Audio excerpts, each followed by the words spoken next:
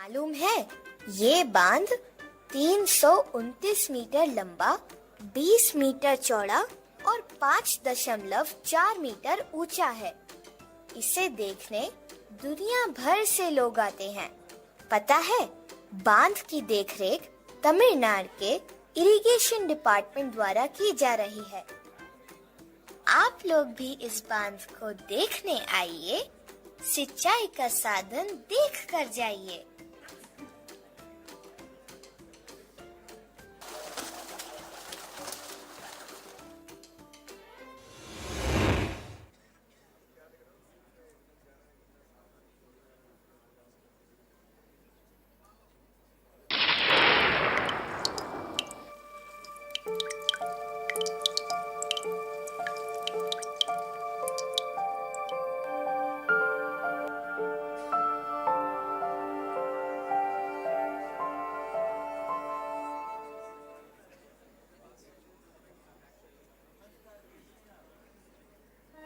धरती मैया ने दी हमें कितनी सारी सौगात, हरियाली, रोशनी, जल की बरसात।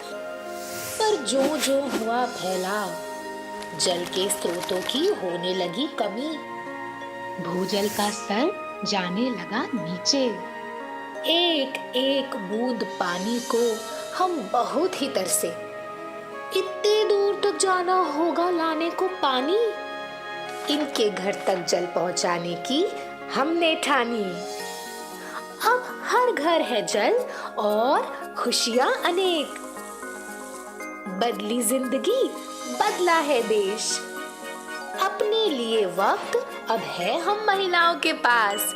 खुद ही कर रही अब वो अपना और परिवार का भी विकास। सामाजिक उत्थान भी चूमे महिलाओं के कदम। आर्थिक संपन्नता भी आई, गूंजी खुशियां हरदम। पानी के स्रोतों की रक्षा से साफ पेयजल मिलना होगा आसान। जल शक्ति से नारी शक्ति, बढ़ती अपने देश की शान। यही है जल शक्ति अभियान।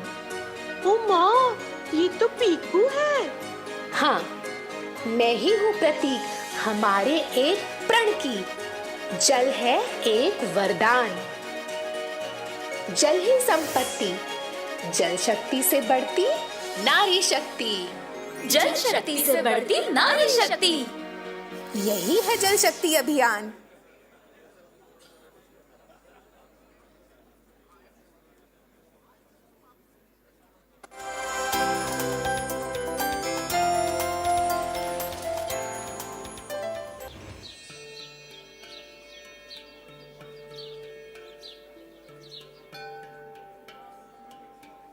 पीकू, आज संडे है, शहर घूमने चलें?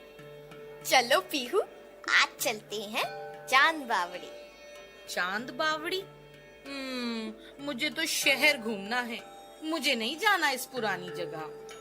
अरे पीहू, चांद बावड़ी एक जादुई जगह है, तुम्हें अच्छा लगेगा वहाँ घूमना। जादुई जगह? वो कैसे?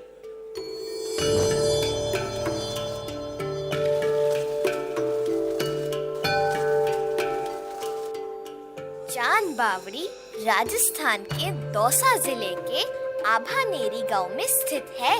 राजा चांद ने इस बावड़ी का निर्माण 9वीं शताब्दी में करवाया था। इस स्थान की शुष्क जलवायु का सामना करने के लिए यहाँ के स्थानीय लोगों ने एक ऐसा कुआं बनवाया जो सालों तक जल। ये मंदिर देवी दुर्गा, भगवान शिव और भगवान विष्णु के हैं। वैसे यहाँ ना बिहू त्योहार पर बहुत रौनक होती है। पता है, बिहू आसाम का मुख्य त्योहार है। वैसे दोस्तों, आपको मालूम है कि गौरी सागर पोखरी 224 बीघा जमीन पर फैला हुआ है और आज भी उपयोग में है। सर्दियों के मौसम में न सिर्फ देश विदेश से लोग बल्कि प्रवासी पक्षी भी यहाँ आते हैं।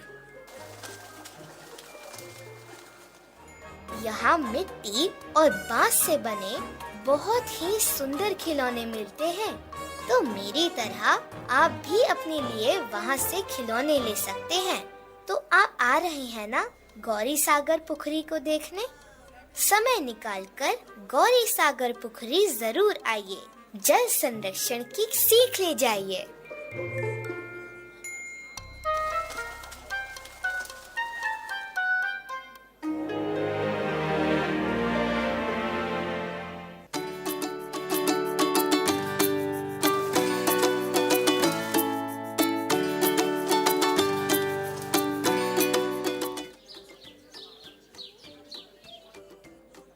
हेलो फ्रेंड्स, आज मैं आपको एक ऐसी बात बताऊंगा जिसे सुनकर अपने भारतीय होने पर आपको प्राउड फील होगा।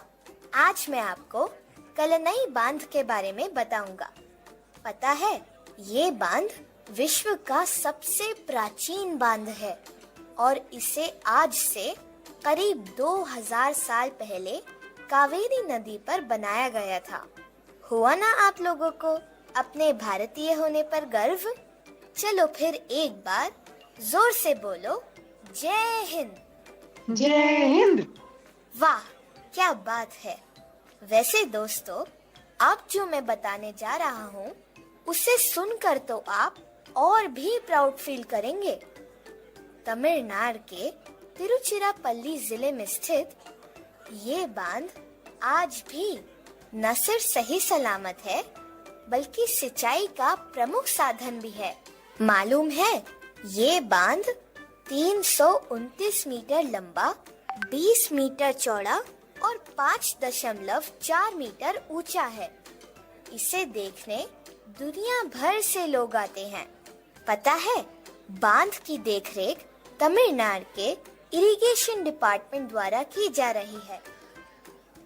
आप लोग भी इस बांध को देखने आइए, सिंचाई का साधन देख कर जाइए।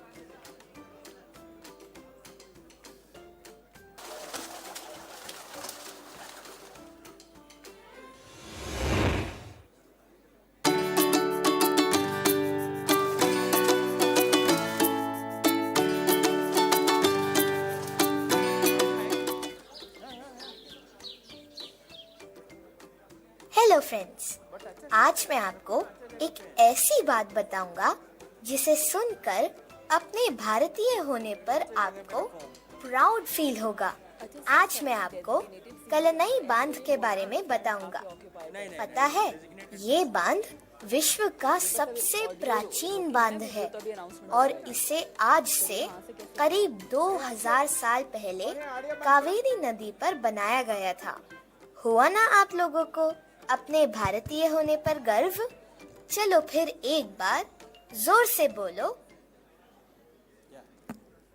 A very good morning, ladies and gentlemen. We'll begin the formal proceedings in a few minutes from now. We request all to kindly be seated and please switch your phones to silent mode. You may also inform your colleagues who are at the registration counter or at the tea counter that we are starting in few minutes. So kindly join us inside the hall.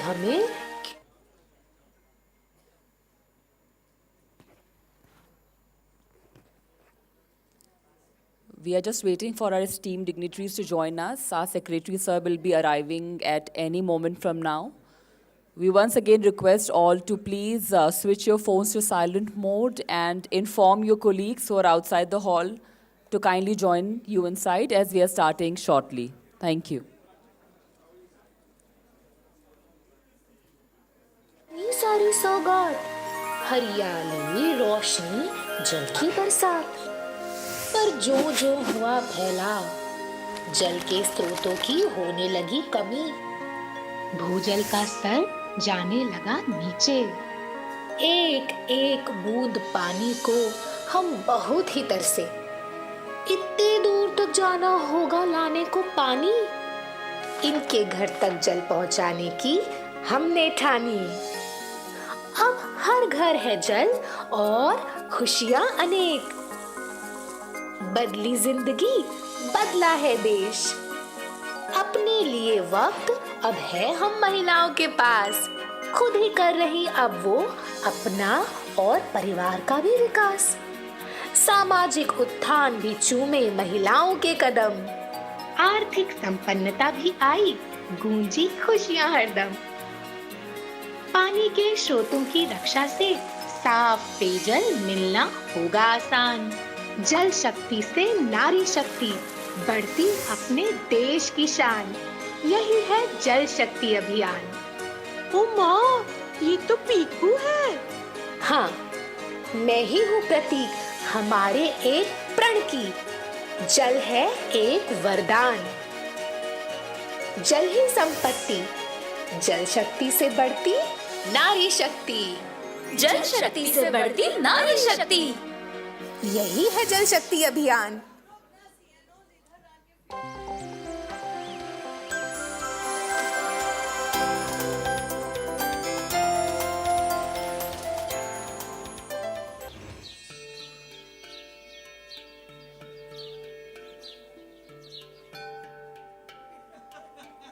Piku, आज Sunday है, शहर घूमने चलें? चलो पीहू, आज चलते हैं चांद बावड़ी। चांद बावड़ी? मुझे तो शहर घूमना है, मुझे नहीं जाना इस पुरानी जगह। अरे पीहू, चांद बावड़ी एक जादुई जगह है, तुम्हें अच्छा लगेगा वहाँ घूमना।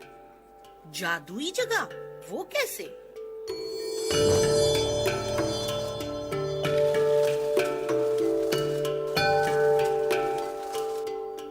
चांद बावड़ी राजस्थान के दौसा जिले के आभानेरी गांव में स्थित है। राजा चांद ने इस बावड़ी का निर्माण 9वीं शताब्दी में करवाया था। इस स्थान की शुष्क जलवायु का सामना करने के लिए यहाँ के स्थानीय लोगों ने एक ऐसा कुआं बनवाया जो सालों तक जल की आपूर्ति कर सके। भूजल, मिट्टी और क्षारीय चट्टानों द्वारा इस कुएं में पानी की आपूर्ति होती है। बावड़ी के अंदर 3500 सीढ़ियां हैं, जो नीचे की ओर कुएं में जल के स्तर से नीचे तक जाती हैं। इन सीढ़ियों के कारण पानी का स्तर चाहे जो भी हो, उसे आसानी से भरा जा सकता है। चांद बावड़ी में जमा किया गया पानी वर्षों तक यहाँ के स्थानीय लोगों के उपयोग में आता है। चलो चलते हैं पीकू, और मैं अपने सभी दोस्तों को चांद बावड़ी चलने के लिए कहूँगी। वाह वाह, बहुत सही, ये हुई ना बात।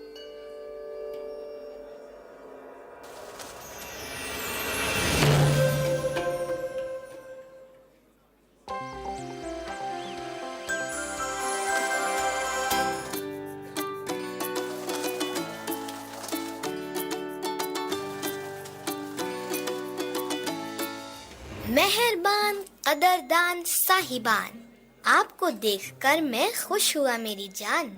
आज करूँगा मैं असम के गौरी सागर पुखुरी का बखान। शिव सागर जिले में स्थित जो है देश की शान। अक्कड़ बक्कड़ बम्बे बो 80-90 पूरे 100। बिना समय गवाए चलते हैं गौरी सागर पुखुरी। Let's go.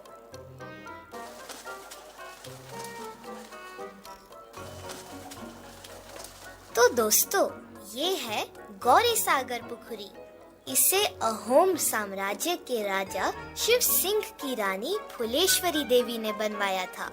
1744 ईस्वी में बनी इस पुखुरी की देखरेख फिलहाल आर्कियोलॉजिकल सर्वे ऑफ इंडिया कर रही है। एक मजेदार बात बताऊं, तालाब के नॉर्थ एंड पर 3 मंदिरों का निर्माण भी करवाया गया था।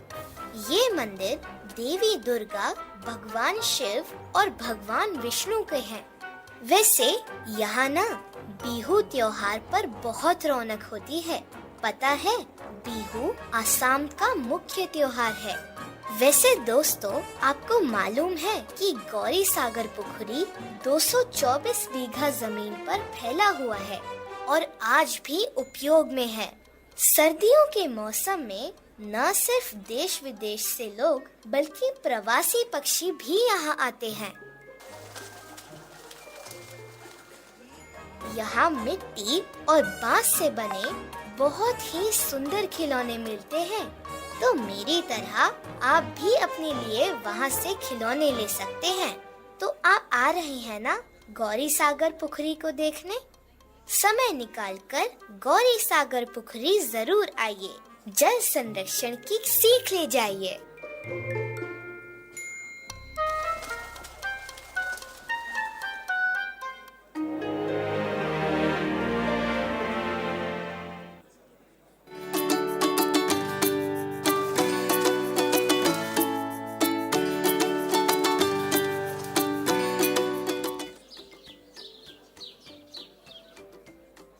हेलो फ्रेंड्स, आज मैं आपको एक ऐसी बात बताऊंगा जिसे सुनकर अपने भारतीय होने पर आपको प्राउड फील होगा।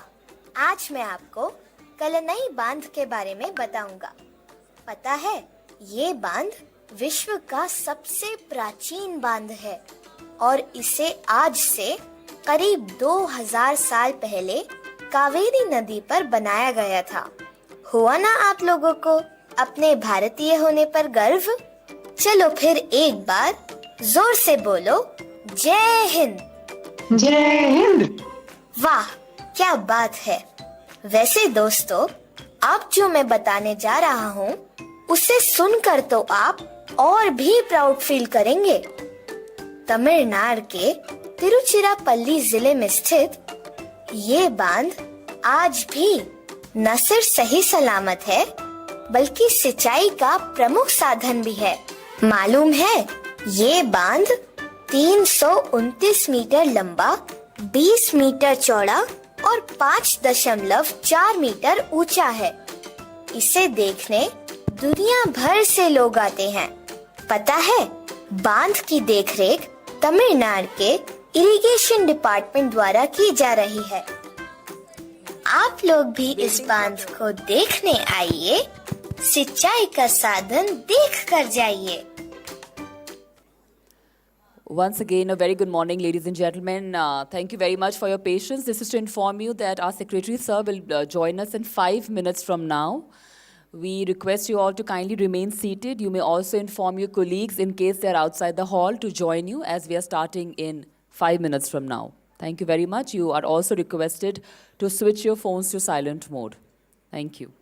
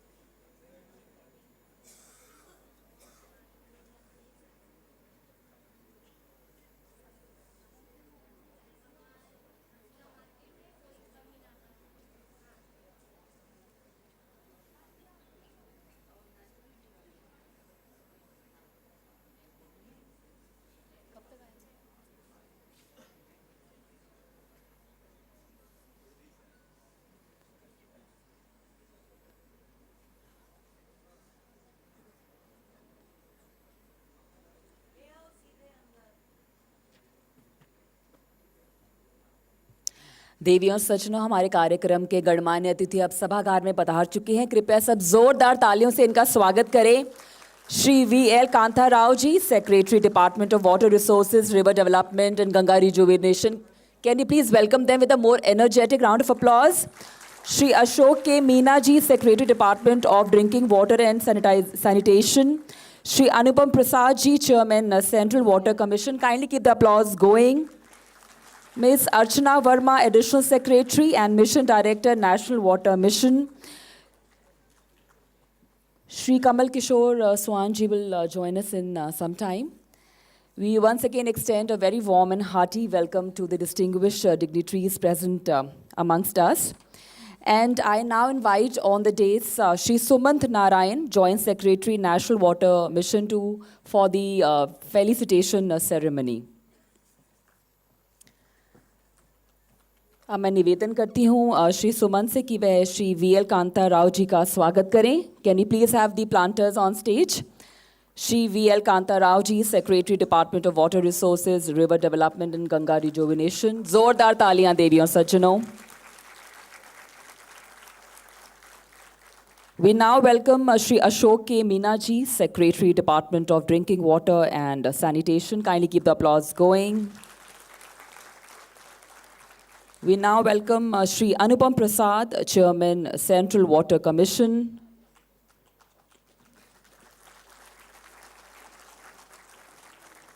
We now welcome Ms. Archana Verma, Additional Secretary and Mission Director, National Water Mission.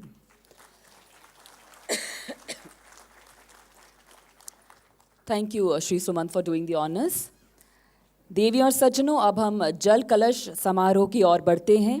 A symbolic tribute to our rivers, our water heritage, our shared resolve for Sujalam, Sheetal, Swachh and Samrid Bharat. We humbly request and invite the dignitaries to kindly perform the Jal Kalash ceremony.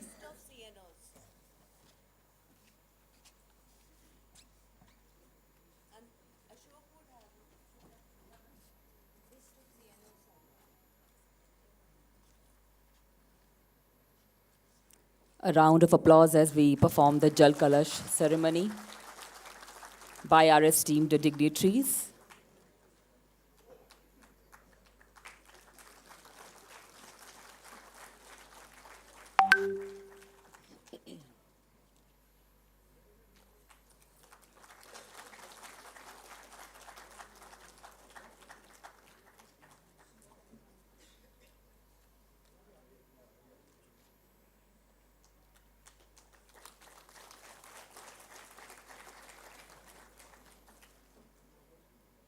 Thank you very much. Kindly come together for a group photograph.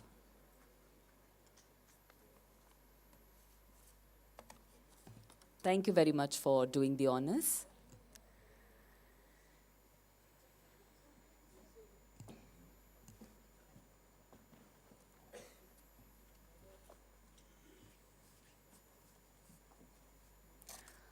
माननीय अतिथिगण, आदरणीय अधिकारीगण तथा जल क्षेत्र से जुड़े हमारे सभी सम्मानित सहयोगी, आप सभी का जल शक्ति अभियान कैच द रेन 2025 के समापन समारोह में हार्दिक स्वागत, हार्दिक अभिनंदन. India, with 18% of world's population and only 4% of its fresh water resources, faces a critical water challenge. To address this, the Government of India launched the Jal Shakti Abhiyan, turning water conservation into a true Jal Andolan. Through Catch the Rain, large-scale recharge efforts and strong community participation, this mission has grown nationwide. Today, we mark the culmination of Jal Shakti Abhiyan Catch the Rain 2025, focused on awareness and action across 148 focused districts. और अब मैं माननीय सचिव Shri Ashok K Meena जी से अनुरोध करती हूँ कि वे हमें संबोधित करें. आइए सब मिलकर मंच पर उनका स्वागत करिए.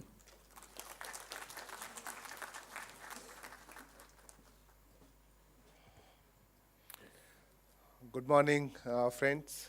Respected Secretary, Department of Water Resources, my friend Shri Kanta Rao sir, Chairman CWC Mr. Prasad, Archana Verma, Additional Secretary and Mission Director, National Water Mission, Sumant Narayan, Joint Secretary and WM, CNOs from various ministries. Welcome to this concluding closure of this year's CNO visits. It gives me immense pleasure that this year the CNOs, besides working with the Jal Shakti Abhiyan, also ended up verifying the schemes of Jal Jeevan Mission. But before I start with that, let me just say a few words with respect to the role of the central nodal officers as far as the water conservation is concerned. Dear friends, the water awareness and water conservation are going to become very big issues for the society at large.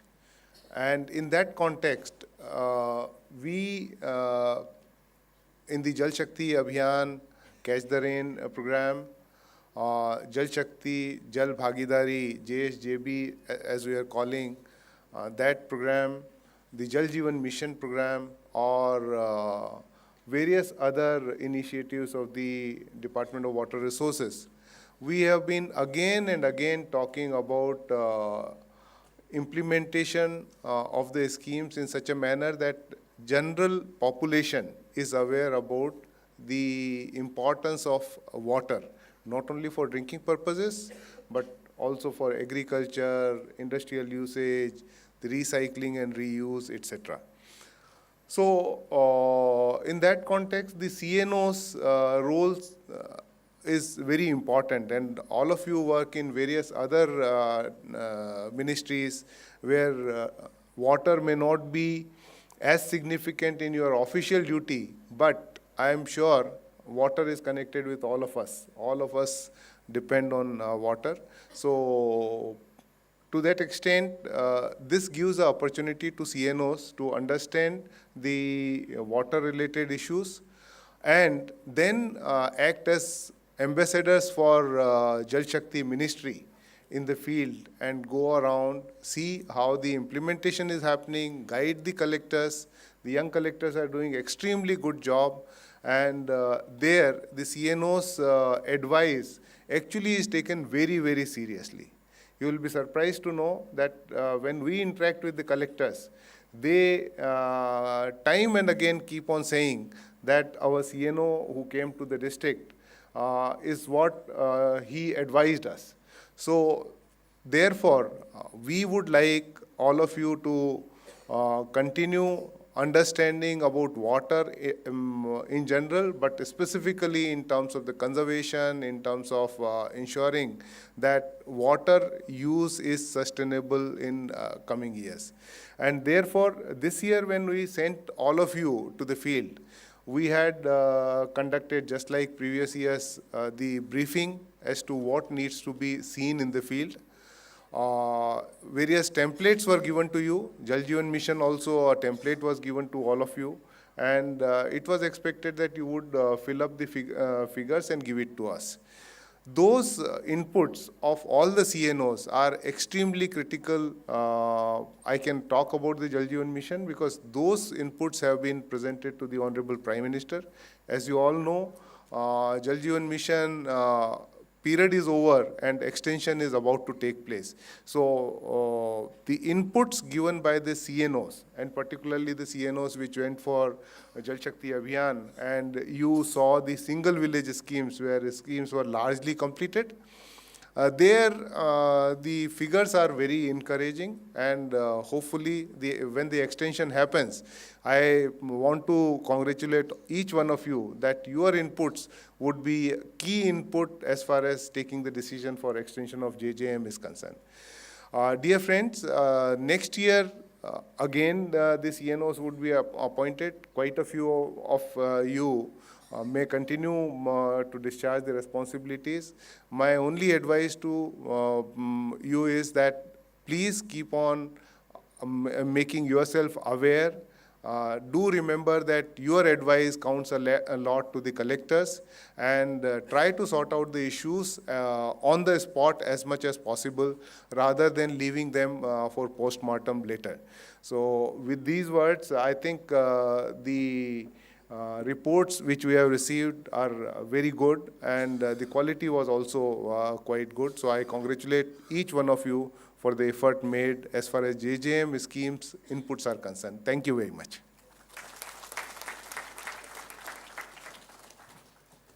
Thank you very much, sir. It is my privilege to invite on the dais our Honorable Secretary, Shri V.L. Kanta Rao ji, to deliver the keynote address. Can we extend a very warm welcome to him on the stage, on the dais? Okay, thank you. Thank you. थोड़ा आवाज़ बढ़ा दे यार इसका. Hello. Hello. Yeah, Secretary, drinking water. Hello, hello. Secretary, hello. Yeah, this is better. Secretary Drinking Water Ashok, Chairman CWC Anupam Prasad, Additional Secretary Archana Verma, Joint Secretary Sumant Narayan, and a lot of joint secretaries, directors, DS from the ministries of Government of India, and a lot of officers of Central Water Commission.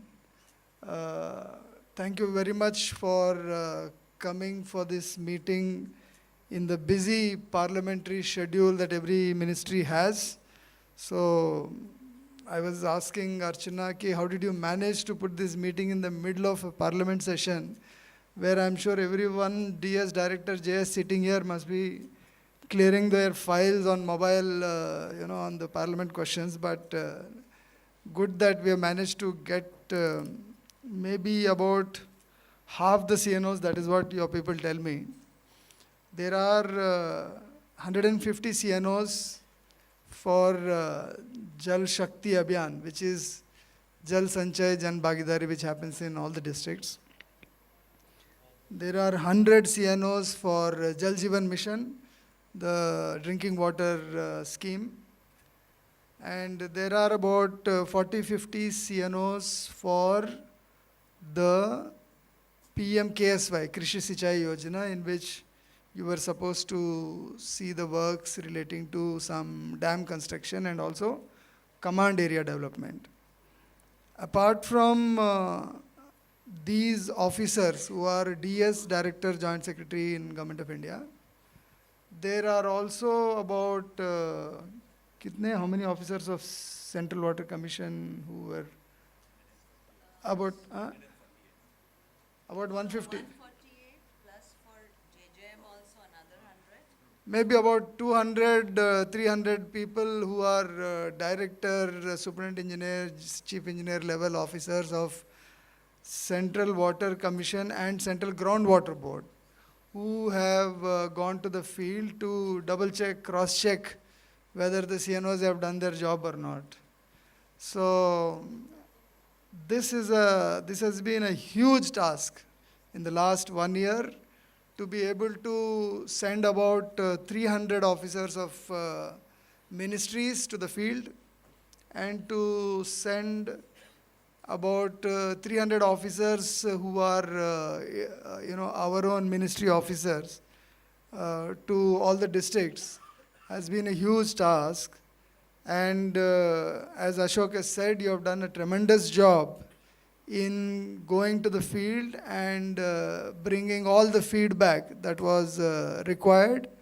And this feedback has gone to the highest level. In case you are wondering who has read your report, I want to tell you that your reports have been presented at the highest level. So thank you very much and congratulations for doing a good job. Now, the difference between a CNO like you and other CNOs, I've been a CNO. I was in telecom ministry and I was asked to do the job of a CNO of an aspirational district. So CNO of an aspirational district is a very easy job. You go to a district, the collector will receive you, he'll show you some work that is being done in the district under those 4 or 5 verticals of aspirational themes. And then you review and then you give some feedback and you give some of your knowledge, some of your experiences, you give a bit of guidance. Very easy to be a CNO in an aspirational district. But now you come to being CNO for Jal Shakti. CNO for Jal Shakti is a fact-finding team. It is not just going around and seeing the district, some works and come back. You are being asked to go and check some works of drinking water, some works of dam construction, some works of groundwater recharge, some works of command area development, and you're supposed to give us a field report as to whether that work has actually happened or not. This is a serious job. It is not like any other CNO. So for that, there is a great responsibility on your shoulders, on your heads, that you have to go see the work and give a proper report. Otherwise, people can lose their jobs. If you give a negative report, then that local officer, because immediately that feedback goes to the chief secretary of the state, then it comes to us, then we are supposed to take action. CAPSEC recently reviewed all your reports. About 300 reports that you have given, Ashok and I went and presented.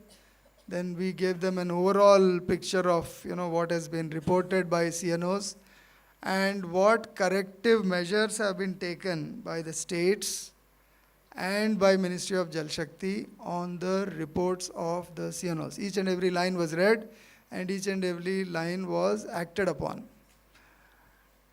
Presuming that you will continue to be CNOs next year, we will ensure that there is continuity in the work that you do. That means you went last year, you gave some comment, and then we took the feedback and we made the states to act. We also acted at our level. You will again go probably in the next season. Archana decides what is the season. You will go in the next season and then you will again give us a report. If there is no improvement compared to your last visit, which is last year, and your next visit, which is in 2026, then I think Ashok and I will lose our jobs. So you are so powerful that you can get 2 secretaries changed in Government of India. So please go and do a thorough report. Don't bother if we lose our jobs, but go and do a thorough report and tell us how we can improve our 3 schemes. The 3 schemes that you're going to look at are Jal Jeevan Mission, Pradhan Mantri Krishi Sinchai Yojana, and Jal Sanchay Jan Bhagidari Abhiyan. 3 schemes. And my advice is that sometimes you find that people go to the field, then they come back, then they take 1 week to make a report, then that report is sent to our office. Our people also take another 15 days to look at that. A lot of time is lost. My advice is that when you go, whatever observations that you have on the field at that moment, just write it on a piece of paper or make it as a WhatsApp message, make it as an email, then and there itself, and give it to the local district administration, local irrigation department, or the chief secretary, or whoever is the secretary who is handling your visit, so that immediate action can be taken. Because we found 1 or 2 examples where, when we were presenting to the CAPSEC, we found that what could have been immediately cleared if people went in July, what could have been resolved in that time itself is still pending. So time is essence, and giving the feedback at the right time by you then and there itself is very useful. Whatever you give there, you just pass it on to us, and then we will ensure we will follow up with them, and we will, in fact, we should find some method, Archana, that we give some feedback to the CNOs as to what we have done on their feedback, so that they feel happy.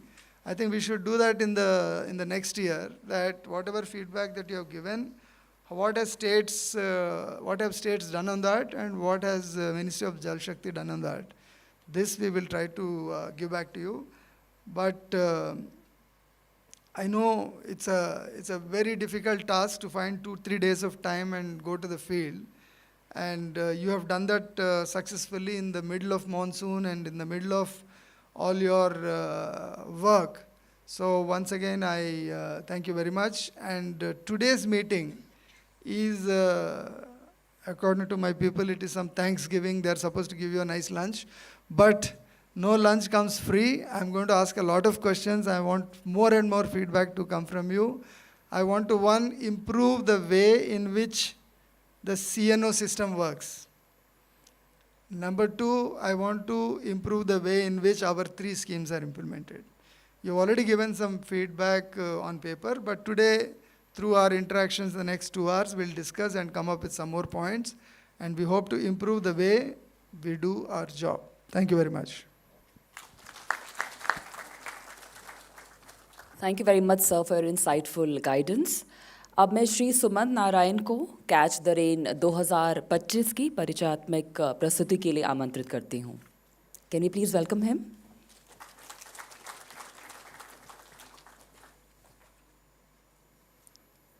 Thank you. Thank you for this opportunity. Once again, a very warm welcome to all of you, respected sirs on the dais, ma'am. And thank you for giving me this opportunity to be able to give us an overview of the JSA and to talk about this year's edition. Next slide. Okay, I have it. Thank you. We all know that the genesis of this Abhiyan was in the Prime Minister's call for action. And his quote is listed here, but his emphasis was on both the innovative methods as well as traditional methods for water conservation efforts. That was our guideline. Now, how did we perform over the past few years? This campaign began in 2019, which started with 256 districts. Immediately, the next edition covered the entire country. And in 23, the CNOs, like yourselves, like us, and CNOs and TOs got designated for the first time in 2022. In the past 2-3 years, we've also converged, as both secretaries sirs have talked about, converged with other missions like JJM. This year, we are collaborating with Ministry of Environment and Forest. And the districts that have been identified across these 2, 3, 4 years have been based on the Central Groundwater Board's research and suggestion, as well as in 23, the 150 water-stressed districts that were identified by JJM got covered. So that is about an overview. But what have we progressed so far? What have we done? There are 5 core interventions of this JSA CTR. Water conservation related works, enumerating geotagging, preparing district water conservation plans, setting up of Jal Shakti Kendras, intensive afforestation, and last but definitely not the least, mobilizing the youth, the marginalized people, women, self-help groups, to truly make it a Jan Bhagidari movement. The statistics themselves speak of the progress. Around 2 crore works have been completed and are ongoing over the past few years. Let me also give a semblance of this year's target that Sir has talked about. Under JSJB for this year, while we achieved 2 crore over the past few years, this year itself has set a target for 1 crore structure. So that's the way ahead that we should all be aware of. Coming to specifically this year's edition, apart from those 5 core interventions, this year we are focusing on JSJB as well as collaborating with the Ministry of Environment. Immediately thereafter my presentation, we'll have a short presentation by the Environment Ministry where they'll talk about Jal Jangal Jan Ek Prakritik Bandhan. That basically covers the DPRs of all the 13 major rivers, but I'll let the environment colleagues speak about it more. Just a pictorial depiction of the 148 districts like the CNOs and TOs that covered in the past 8-9 months. We've covered all the overexploited districts, all the critical districts, a sample of semi-critical that were facing maximum stage of extraction, as well as we were trying to cover the entire country, and therefore we covered one district each from the remaining states and UTs. That gives a breakup of the 148 districts that have been covered. Sirs have already talked about the roles that we all perform, but just to make aware, get everyone on the same page, we have an online portal. Google form is there. The CNOs and TOs submit their reports after they have conducted their 3-day visits, both pre-monsoon and post-monsoon. And the TOs like yourselves continue to provide technical guidance also to the district authorities as and when you visit. I've already talked about the structure of this 3-day visit, but our mandate is that we have a briefing session with the district authorities. We visit the sites physically. We review the progress. We assess the functioning of Jal Shakti Kendras, and also, of course, cover the recharge structures that get created under JSJB. Before we end our 3-day trip, visit, that we are also supposed to have a debriefing session with the district authorities, wherein we also continue to provide our technical feedback as well as guidance. Now, coming to this year's edition specifically, and first I'll talk about the pre-monsoon coverage, and then I'll come to the post-monsoon. Of the 148 districts, pre-monsoon, 146 got covered. I'll talk about the summary of the results that we had received. I'll begin with this year's focus, that is the collaboration with Ministry of Environment. Of the 146 districts that were covered, 28 were found to be eligible for funds under the DPR that has been prepared for 13 rivers. Of those 28, 11 have already submitted the district the plans through their DFOs. Around a little more than 50% are yet or were yet to.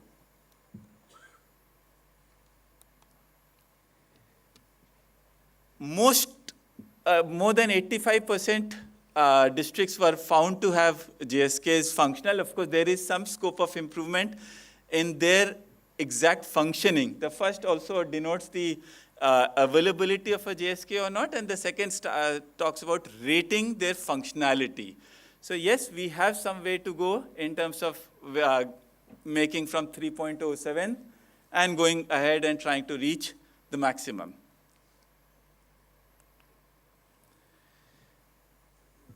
Around more than 60% districts had prepared their district water conservation plan.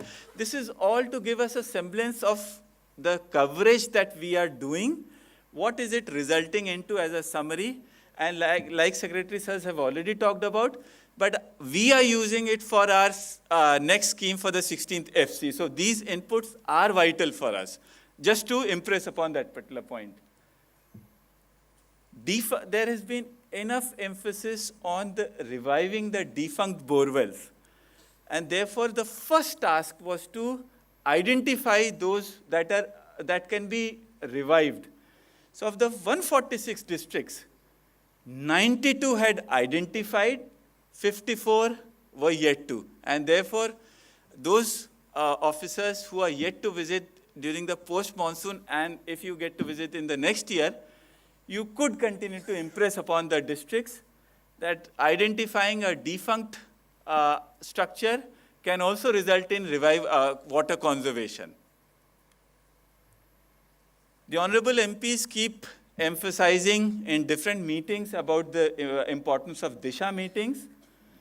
120 odd districts confirmed, but 27 were still yet to, and therefore a task for all of us. Now coming specifically to the post-monsoon and why we are here. More than 50% officers have visited and have uploaded. Remaining 25% have either visited or have intimated to us. The last 25% have not yet intimated their likely date of visit for the post-monsoon. So that is something we urge each one of you, the remaining CNOs and the TOs, to complete the visit as soon as possible. And AS ma'am has already mentioned in the WhatsApp group that we are looking at a target date of 31st December. After which we'll we'll summarize all the reports, we'll include that as part of our different schemes, as well as this gets presented to the Cabinet Secretary in the month of Jan or Feb. Now, of those 65 odd reports that we've received, we did a quick analysis, and I'm just highlighting 2 of them here, while I'll also talk about a summary of findings. But Bikaner and Firozpur are mentioned here, where the good practice that was noticed is, 1, leveraging technology. So QR पे सभी documents available हैं. So it makes it easy for anyone to access from their respective homes and wherever they are. And secondly, it's a women-led movement that was noticed. So a director from, I believe, higher education had visited this particular district. The second that stood out for us was in Firozpur, which witnessed the floods as late as this August or September of this year, where strong Jan Bhagidari was noticed, as informed by the CNO, that the Jan Bhagidari resulted in protecting their assets. So that was one good practice that kind of emerged. This is my last slide. I was given 10 minutes, so this is my last slide, where this is a summary of those 65 odd reports that we received, and these 65, many of them were received as late as this weekend itself. We will be updating this report when we get the other reports, but at this stage, the focus is on O&M, reviving defunct borewells I've already talked about, making it enhanced community ownership, engaging technical institutions. Somebody had mentioned IITs and NITs, but we also can leverage the ISROs of the world, and of course continue with convergence, adopting whole of government and whole of society approach. This is a collage of the photographs some of the photographs that we received. So thank you so much for listening to me, for bearing with me, and I stop here.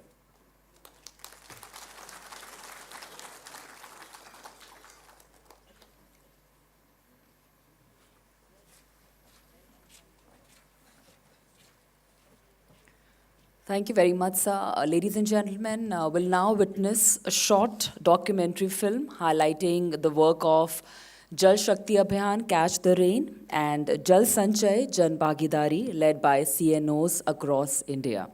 Kindly direct your attention towards the screen.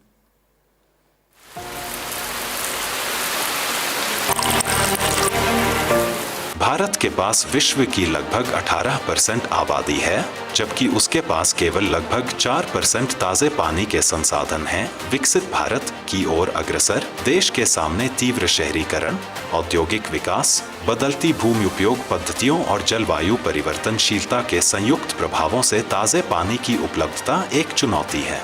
इसी चुनौती से निपटने के लिए भारत सरकार ने एक निर्णायक, संपूर्ण सरकारी, होल ऑफ गवर्नमेंट और संपूर्ण सामाजिक, होल ऑफ सोसाइटी दृष्टिकोण अपनाया है।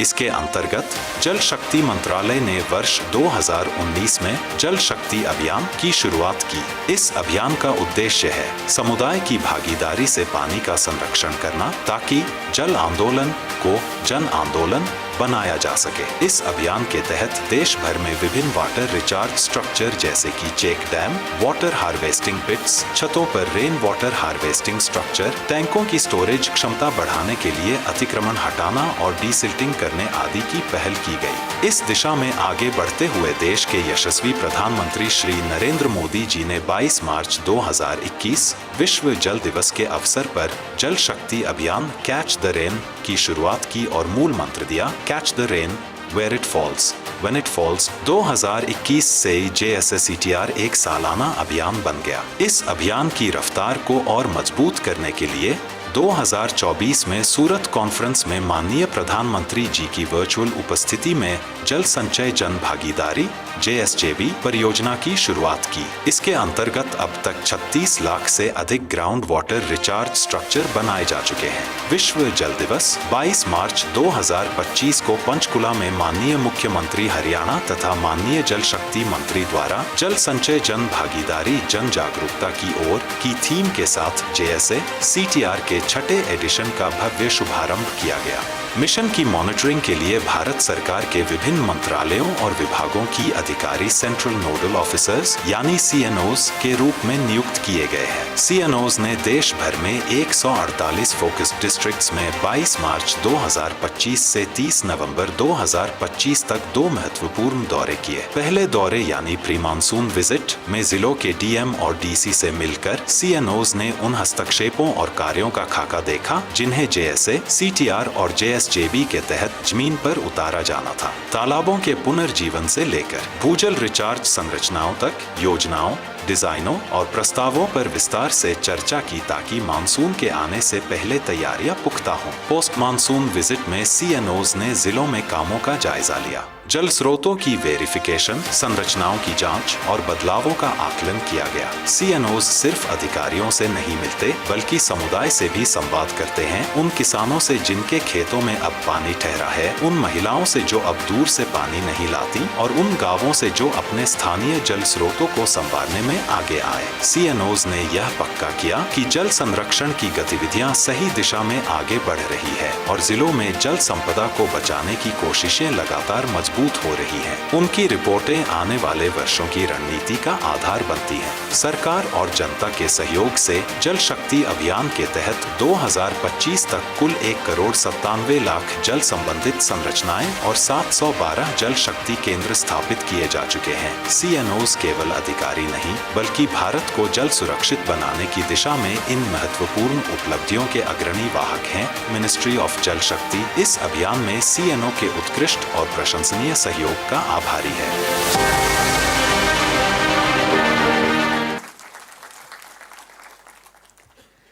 और अब मैं मंच पर आमंत्रित करती हूँ Shri Kamaljeet Singh, DIG national afforestation and eco development board को जल जंगल जन एक प्राकृतिक बंधन अभियान पर प्रस्तुति देने के लिए।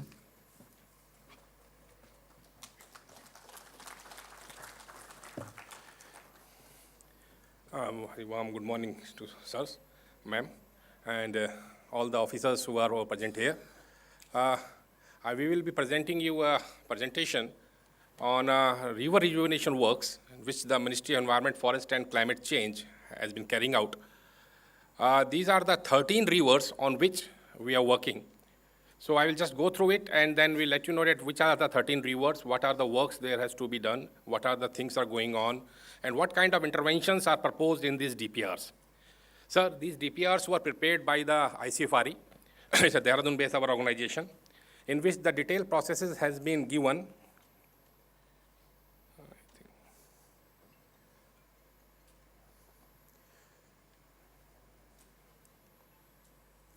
Now the project was 13 DPRs for covering 24 states and 2 union territories. This project period was there when the DPRs were prepared. It was prepared in the April 2019 to March 2022, and from 22-23, these DPRs are implemented in the fields. Now, as you know, the 13 Indian rivers which we are covering falls under the 3 physiogeographic zones. One is the Himalayan rivers, sir, which have the maximum numbers of rivers from Jhelum, Chenab, Ravi, Satluj, Beas. Major river is Yamuna, Brahmaputra. Not only these rivers, their tributaries are also included into this. Peninsular rivers which are covering is Narmada, Godavari, Mahanadi, Krishna and Kaveri. And inland drain river is Luni, which originates in Rajasthan and gets drained out in Run of Kutch in Gujarat. These are the rivers which are in the states associated with them, that how many states falls under which of the states in these things. Like I said, in Beas, we have 2 states like Himachal Pradesh and Punjab, like Chenab in Jhelum, Ravi, Satluj, and Godavari. We have maximum number of states in Godavari and Yamuna. And Yamuna has the maximum number of area which has to be treated. Now, as we all know that why the rivers are important, as this mission is also there, first point is also there, which is called drinking water, which is the main point that which we are discussing today. So we are also emphasizing that the water shortage or the water resources, surface water resources are very less in this country. We have to conserve those resources, we have to increase those resources, preserve those resources. So for that thing, these rivers DPRs have been prepared, taking into considerations all these aspects that why the rivers are important and which part we are bound to conserve. Forests are important because they regulate hydrology. We have included agriculture also into these things, sir. And for the case of transportation, hydropower production, recreational activities, wildlife habitat, industrial uses we have to take care of. And then, of course, some sand mining processes and some sand mine leases are also there in some of the rivers and tributaries. And above, which is the new concept as you have known, is the ecosystem services. This is a huge area which the ecosystem of the environment and the rivers provide us in the forms of services like drinking water services, water, air. So all these things comes under the ecosystem services. These are prevalent issues. I will not go into much, sir, but I will just say that these rivers work has been divided into three major landscapes: natural landscapes, agriculture, and urban. Now, the work which is going on is in natural landscapes, because these all landscape area, natural landscapes, this falls under the forest areas, which are under jurisdiction of the State Forest Department, through which various afforestation schemes has been carried out, soil moisture conservation works has been done, using the CAMPA funds, Green India Mission, state schemes, Manrega, and all other schemes through convergence mode. The area which we are still used to do the work is urban areas and agriculture, where the forestry interventions are proposed. Just I will go to that why the forestry interventions are important that we say. As a synergy with the Ministry of Jal Shakti, we are saying that catch the rain where it falls. So the forests are the best absorbers of the rainfall. The catchment area which the forest provides is the biggest area where they catch the rains. That's why the forests are important. And not only forest, the trees, it's an entire thing which we called as the grasses are also there, shrubs are there, bushes are there, bamboos is a major thing, okay, to regulate the hydrological cycle. We reduce the soil erosion, and all these things are there. Now, this is the main thing. Now, you can see that these rivers with their tributaries are given in the red. Jhelum has 24 tributaries, and Brahmaputra has 30, which has to be treated. Total area, if you say to be treated, is given a square kilometer. If we add up this total area, this comes amount to be huge area of 14,600 square kilometer. That area needs to be treated. In this, the Yamuna has the highest number of the area which has to be treated, including tributaries. It is more than 5,000 square kilometer area, sir, which is requires to be treated with the forest intervention works.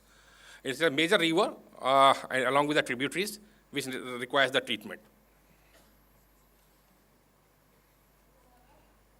In this DPRs, which everybody, if you study, sir, we have proposed a detailed interventions that what has to be done in the forest areas, what are required to be done in the agriculture areas, and what has to be done in the urban areas. All the models and schemes are given. It is very well constructed DPRs, very easy to understand and easy to implement on the ground.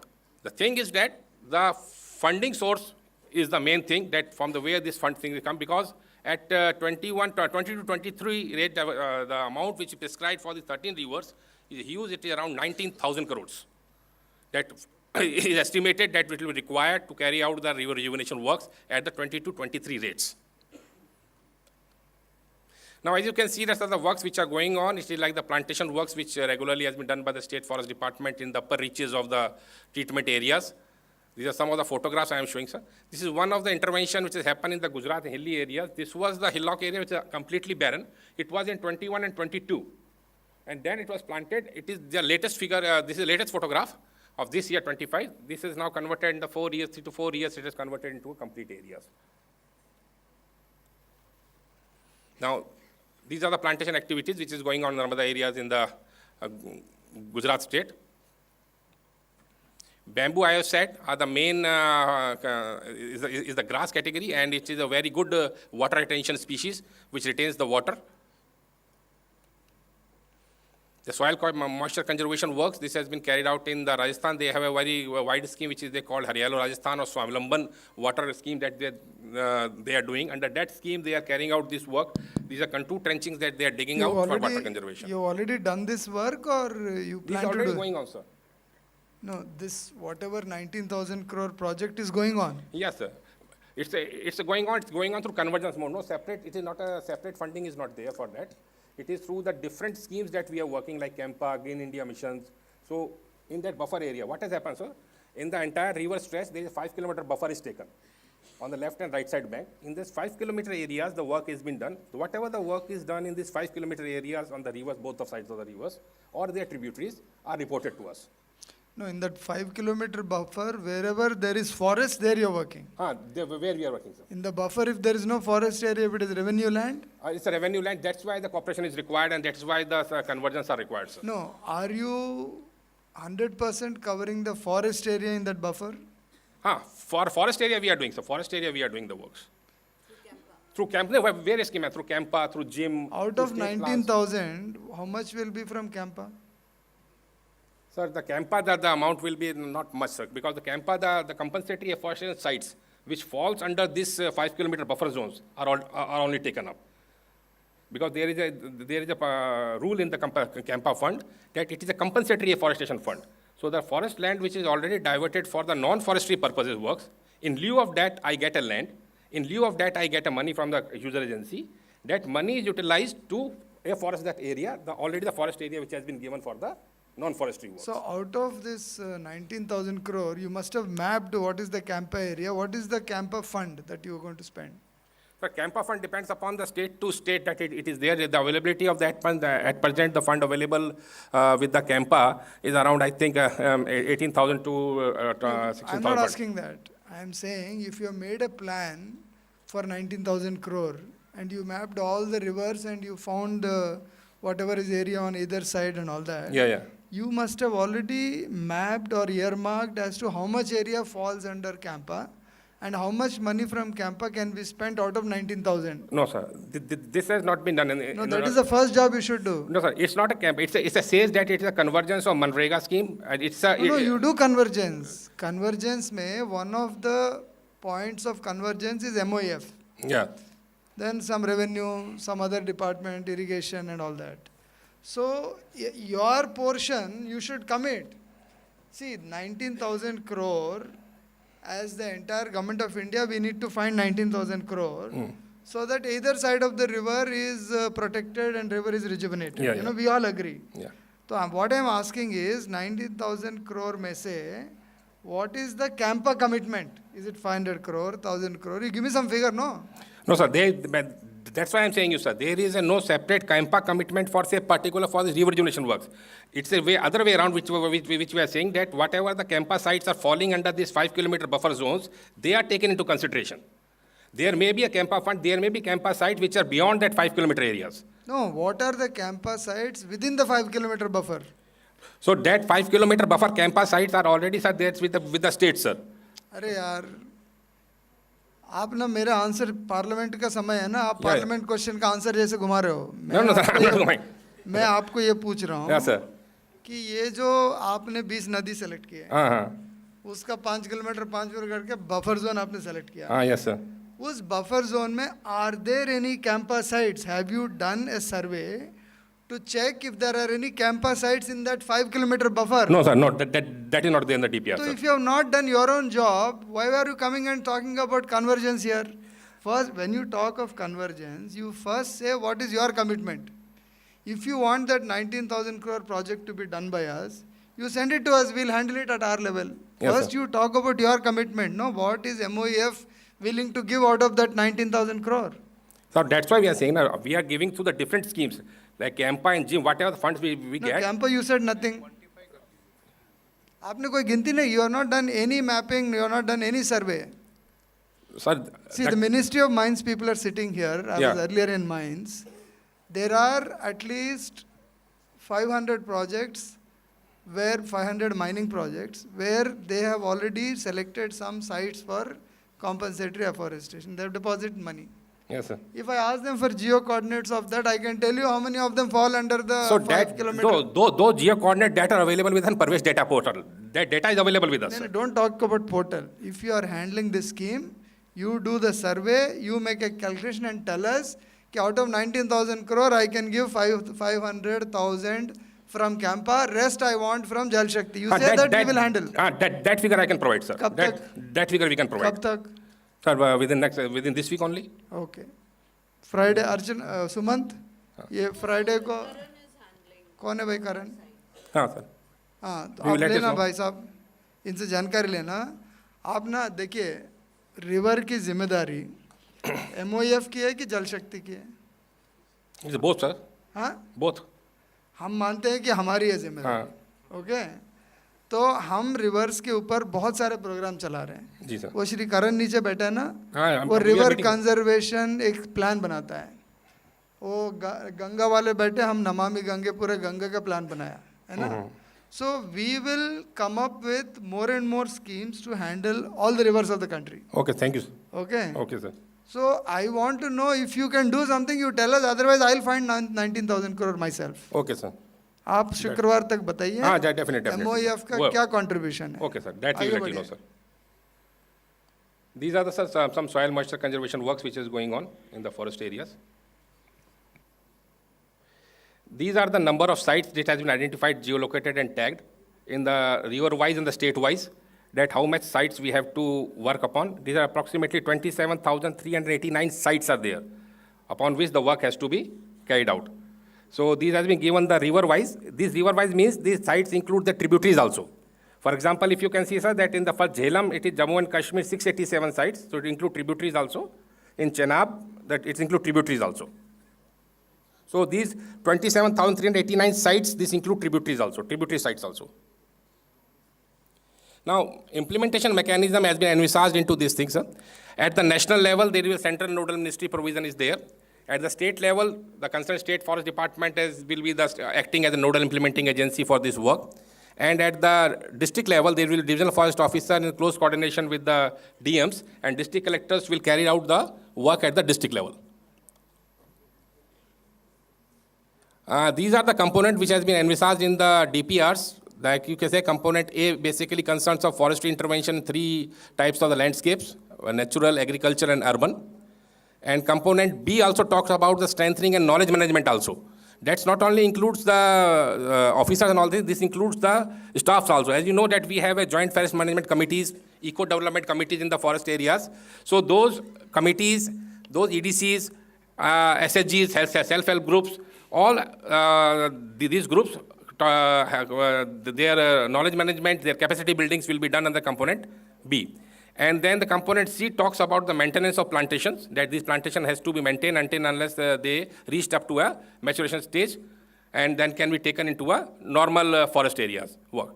And then component D talks about the cost for carrying out this project management work, which at the national level, state level, and district level. This was the outlay for 5 years, which was given. This is I allocated 19,342 crores. It's a river-wise amount is given into this thing. And component-wise also breakup is given at how much is required in forestry intervention, how much is required in capacity buildings, trainings, knowledge capacity, and how much is required for carrying out the, maintaining the PMUs, which will be constructed under these projects. This is the state-wise and the proposed allocation in each DPR has been given, that how much fund has been given, sir, in each state DPR. These were the salient features are there, that ridge to valley approach and soil moisture conservation works. I will not go much into this. This is the structures of the DPR. Volume 1 talks about the basic concept. Main thing, actionable points are all there in volume 2, which give us the details and the areas where we have to do the work and what kind of work has to be done. Now, potential benefit we can say out of this is there will be increase in the forest cover. Additionalities which will cover is the carbon sequestration will be there, groundwater recharge will be there, sedimentation reduction, NTFP production will be there of this much amount, and man days will be generated. It will be around 340 million man days. Now, way forward, as we have already said, that supporting the states for effective implementation of these DPRs, coordination and convergence of schemes with other ministries like MOGS and Water Resources and Manrega. Other ministries, rural development, agriculture, Panchayati Raj, each and every ministry has its role. So this is the all things sir, that we have to say from ministry side. And for that figure, sir, that figure is with us, so I can provide you the figure for not only for the Campa, we have the other support, center support, which we are giving to the schemes like gym. लोगों को ताली बजाने का मौका दीजिए. Sir. Thank you.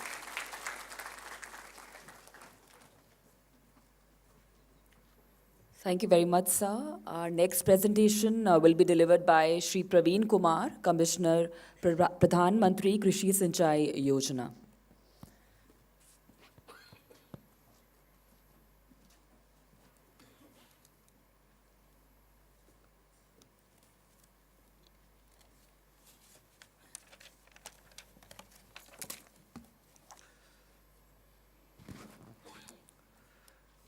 Dignitaries on the dais, teams of CNOs and TOs from various departments and ministries of Government of India, other officers and my colleagues. Today I will make a presentation on this PMKSY. This PMKSY with reference to the visit of the CNOs for the PMKSY AB projects. So my presentation will be a brief of the scheme, this Yojana PMKSY, and the summary of the findings based upon the reports of the CNOs on respective projects. Next slide, please. So this PMKSY was launched during the year 2015-16, and its main objective was to enhance physical access of water and increase the irrigation potential, reduce water wastage, and improve the water use efficiency. Basically, this is an umbrella scheme which consists of 4 major components, out of which 2 components are being implemented by Department of Water Resources and remaining 2, 1 each by Department of Land Resources and Department of Agriculture. Next slide. In fact, PMKSY is a convergence of various ongoing schemes prior to 2016. So these are the 6-7 programs which were being implemented in the country. This is a brief I will give. AIBP, it is a program for increasing the new irrigation potential or restoration of the existing potential through major medium irrigation projects, and it was launched long back in 1996. Another is the CADWM, this is the Command Area Development Water Management Program, and it is mainly for bridging the gap between the irrigation potential created and the irrigation potential utilized. It was launched in 1974. Another surface minor irrigation, these are minor irrigation, smaller schemes, less than 2,000 hectare. It was also launched in our ministry in 1999. Another was the RRR, Repair, Renovation, Restoration of Water Bodies, which was first time taken up as a pilot project in 2005. And groundwater development mean irrigation through groundwater where you have the good, high groundwater table. Next is the micro irrigation development scheme. It was a program of Department of Agriculture, mainly for improvement of on-farm water application efficiency through micro irrigation. Another is the integrated watershed management program of Department of Land Resources, which is continuing in the country since 2009. It is mainly for the development of the rain-fed areas through soil and the water conservation programs. Next slide. So all these schemes were converged and basically 4 components were made. First is the accelerated irrigation benefit program, Har Khet Ko Pani, and then integrated watershed management program and per drop more crop. So AIBP and Har Khet Ko Pani being implemented by the Department of Water Resources, per drop more crop, which is mainly for the micro irrigation by the Department of Agriculture, and watershed development program by the Department of Land Resources. Now, next. As I said earlier, these are the 2 components. Next slide. So AIBP. Sir, AIBP is mainly for the creation of the irrigation potential in the country through major and medium irrigation project. So it was a flagship program of this ministry since 1996, and it was subsumed under PMKSY in 2015-16. So under this program, central assistance is being provided for early realization of the benefits from irrigation schemes which are in advanced stage, but they are held up due to financial constraints. So under this program, one of the conditions for being the eligible for getting the central assistance is that they should be in the advanced stage of construction. Advanced stage means their physical progress should be at least 50% of their physical progress.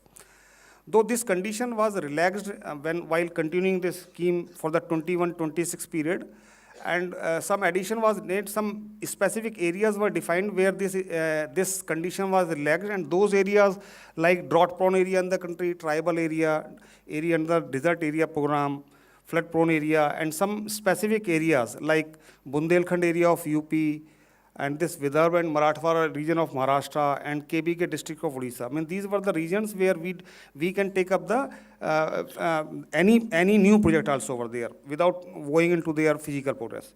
Under this program, this extension, renovation, modernization of major medium irrigation projects are also taken up. This ERM is basically for restoring the potential lost over a period of times. So this funding pattern I have shown over there, 90-10, 60-40 in the special areas, and the general category it's around 25-75. Next slide, please. So now I will come to the ground verification of the PMKSY, these AIBP projects. Next slide. So in this round, the meeting of Committee of Secretaries was held on 8th May, and at that time it was decided that this ground verification of this PMKSY IIB project is to be done by the Central Nodal Officer, team of Central Nodal Officers. So it was, but their seniors will have to check physically and report that the intended benefits of that project, whether benefits are reaching the end beneficiary or not. If not reaching, then what is the extent they are getting it, and what are the reasons for such incomplete achievement of the objective. So this was the decision at that time. We know this JSA exercise, it's a yearly program which is going on since 2019. So immediately what we did in this year's program, around 148 districts were finalized, and 148 teams were appointed for this purpose. So we immediately mapped those 148 districts with our projects over there, and we found only 13 districts out of these 148 districts were being covered through the various PMKSY AIBP projects. So immediately those 13 teams were assigned the additional work of the PMKSY projects also over there in that district. So these 13 districts were covering around 9 projects from the AIBP. Then another set of 32 teams were assigned for this work exclusively for PMKSY as well as the JJM projects. And these 32, we planned over there, 43 projects were planned for these 32 teams covering around 62 districts. So in totality, there were 45 teams which had to visit 52 projects in 75 districts. Next slide. So since all these 52 projects, we were having, just going back, PMKSY initially in the 2016, we took up around 99 projects along with their seven projects. So these projects were held up since long back, 20 years before over there, but they are not getting completed. They were in the range of physical progress of the varying stage of implementation, 60, 70, 80%. So some reforms were made in the PMKSY. And some central assistance was also enhanced at that time, and some long-term irrigation fund was created so that the state can avail loan from that fund toward the state share. And central government also bears some interest for that part. Initially, over and above 6%, whatever the interest was there, that was to be borne by the central government. However, this was later on in 2021 restricted to 2% only, 2.5% only. So total 106, 13 more projects were taken up in the PMKSY 2 period. So we were having around 119 projects. At the time of the visit, 65 projects were completed by that time. So we identified 52 projects out of these 119 projects. So since these projects were in the varying stage of implementation, I will like, in the terms of physical progress, some of the projects were completed. This pie chart I have shown over there, 4 projects were completed, 3 were in the final stage of completion, and around 22 projects were having the physical progress of more than 90%. 5 projects were with physical progress less than 50%. So next is the ultimate irrigation potential. What slide I have made it over there just to understand the size of the project, because these teams where we have gone, some of the projects were very large, and it was really very difficult to complete that project within a visit of 2-3 days. So this has been defined in terms of their irrigation potential, ultimate irrigation potential. So projects were ranging in between 2,000 to 10,000 hectare to more than 1 lakh hectare. So you can see over there, 9 projects were there which were having the potential of more than 1 lakh hectare, 12 in the range of 50,000 hectare to 1 lakh, and 20 in between to 10,000 to 50,000 hectare, and 11 projects were less than 10,000 hectare. Next slide, please. So this is 119 projects, and they were spread over around 22 states. So out of these 22 states, these teams have visited 75 districts in these 20 states. 2 of the states were left, Jammu and Kashmir and Tamil Nadu, because Jammu and Kashmir, these are the small projects and completed long back. So this is the breakup over there, total projects, and out of these total projects, how many projects has been visited by the teams, state-wise. Next. So prior to the visit, one orientation program was also conducted. At that time, the scope of ground variation, because these are such huge projects, and within 3 days you have to cover each and every project, each project in whole of the command area. So if we just look at the irrigation, अभी तक आपकी भूमिका ही चल रही है. लोगों ने क्या देखा आपने बताया नहीं.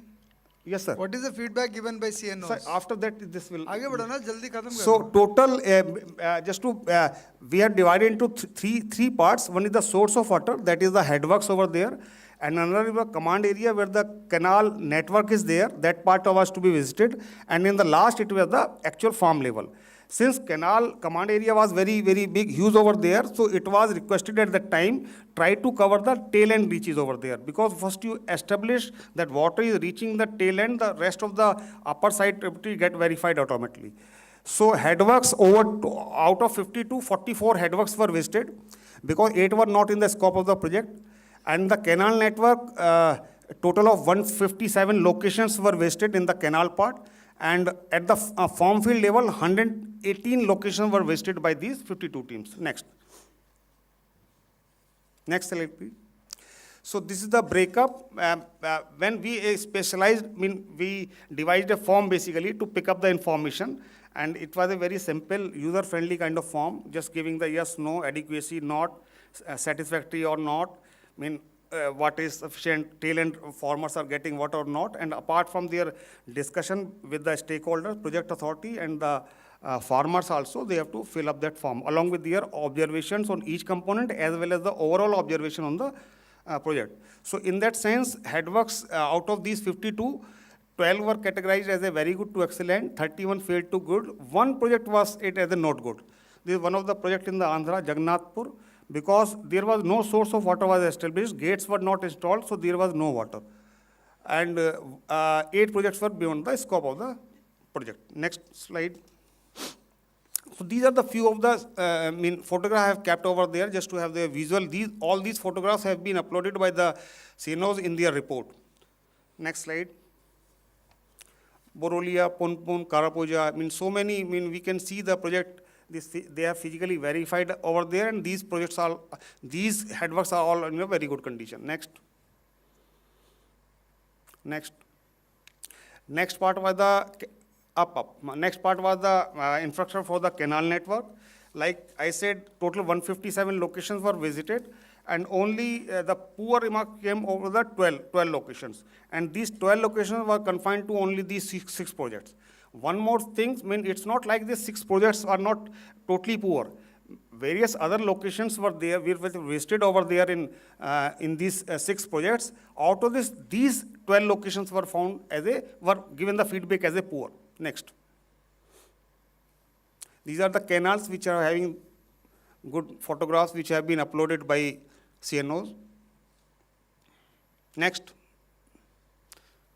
Just to have a look on the basically because this is the verification by the CNO teams, and it is, these are not the photographs that we have received from the project authority, rather that our own team officers at the time of the visit, they have taken the photograph and provided to us.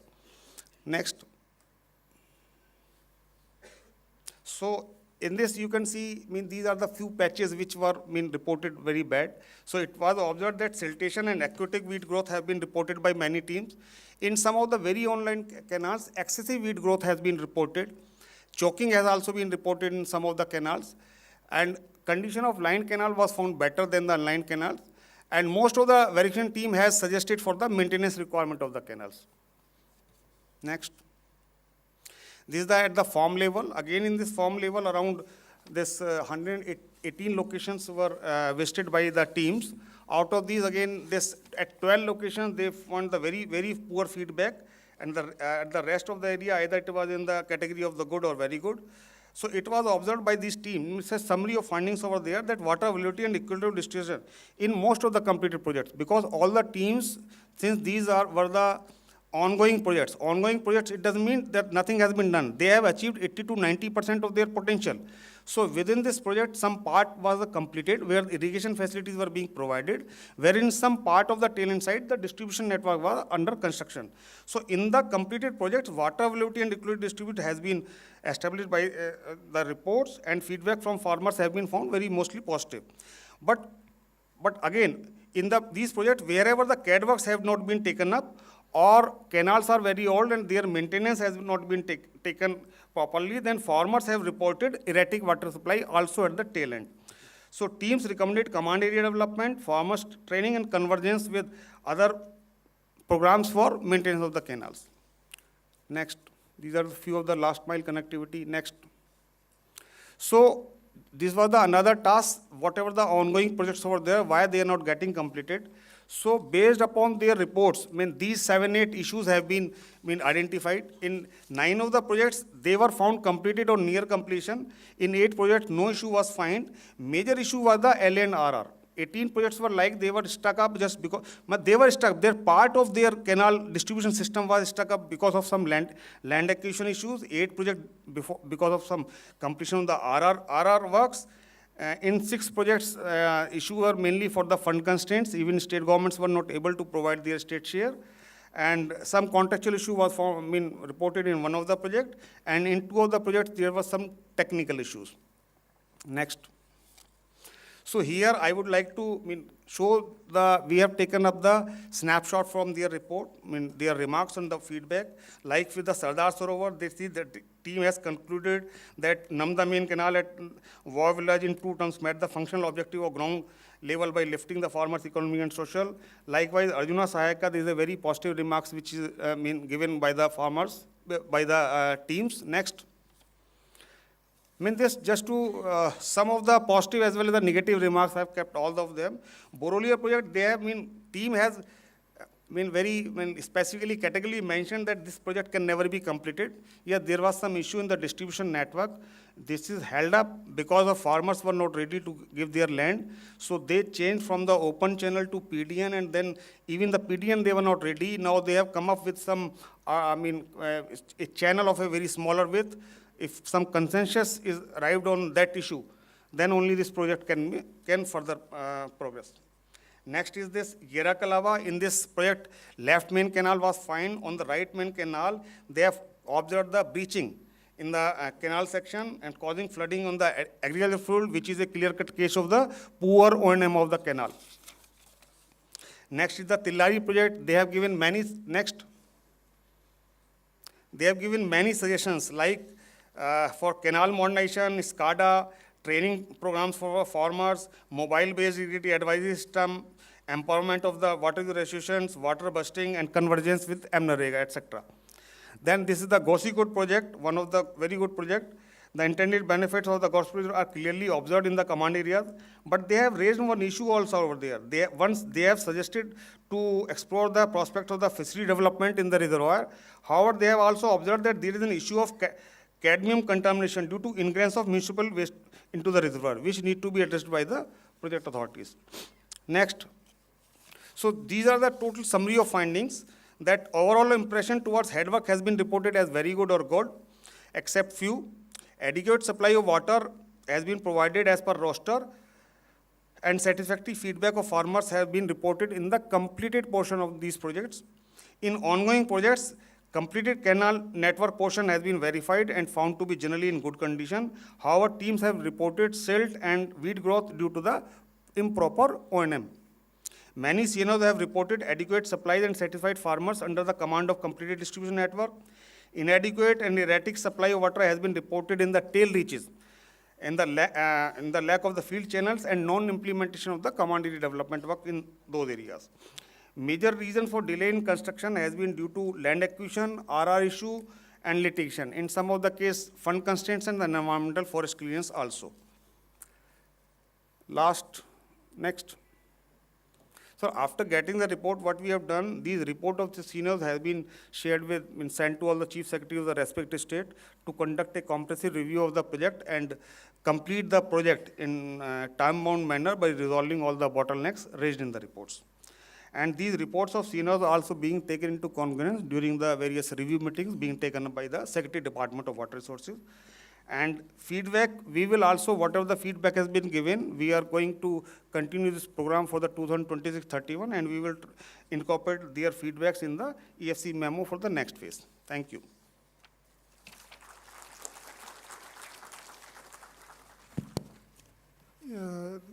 Is there any more feedback you want to give on this particular scheme related to PM Krishi Sinchai Yojana, where some dam construction was done and some command area was developed? So I want to ask those CNOs from the ministries and departments who have visited these projects, these 70 odd projects selected under the scheme of Krishi Sinchai Yojana. Anyone has any other feedback to give? Any comment?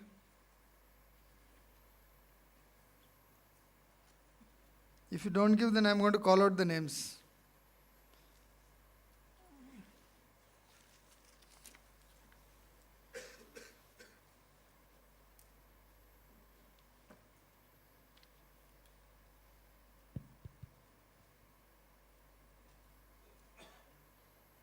Is there any CNO present here who has gone and visited a PM KSY project? Any CNO?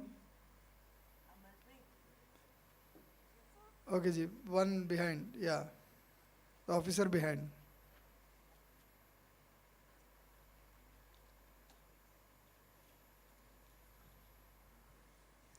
बोलो जी, नहीं, the one behind. पीछे, वो पहले हाथ उठाया उन्होंने.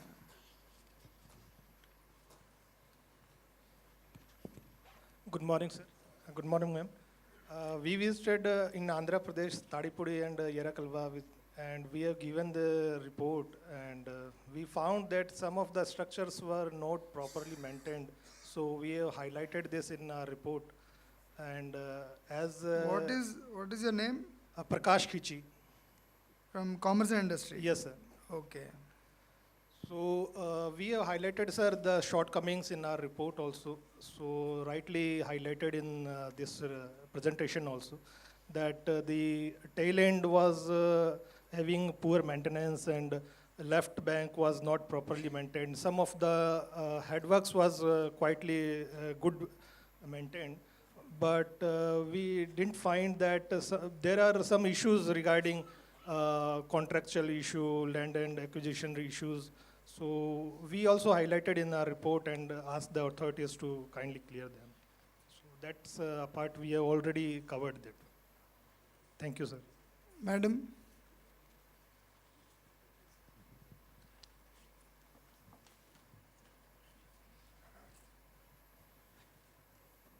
So I visited Kota, Jhalawar and Baran districts under the PMKSY Parvan multipurpose project. And the headworks were 93% complete. The tunnel was 100% complete. There was some delay in the canal distribution network, and we discussed that with the district collector. There was inadequate manpower and machinery being deployed by the contractor. So we brought that to the notice of the district collector, and he promised to resolve the matter. And they were of the view that the project will be completed by March 26. So otherwise, we also visited the rehabilitation colony and the diggy and the intake well. So in the rehabilitation colony, there was one issue about electricity connections not yet provided. So we brought that also to the notice of the district collector, and he said that he will get it done very quickly. So. Do these collectors remain in touch with you? I mean, even after a few months after your visit? Do they report on WhatsApp ki you told about electricity connection and we have done it? No, sir. No. And you think this project requires another visit of CNO? Could be, sir, because that delay due to inadequate manpower and machinery, that we can otherwise check also if we can check with the district authorities that if it's working well, if it's progressing well, then it may not be required. Any other officer who has visited Geetika?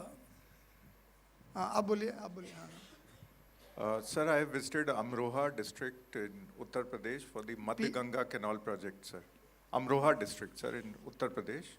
For the Madhya Ganga Canal project, the left bank canal that has been pending since long.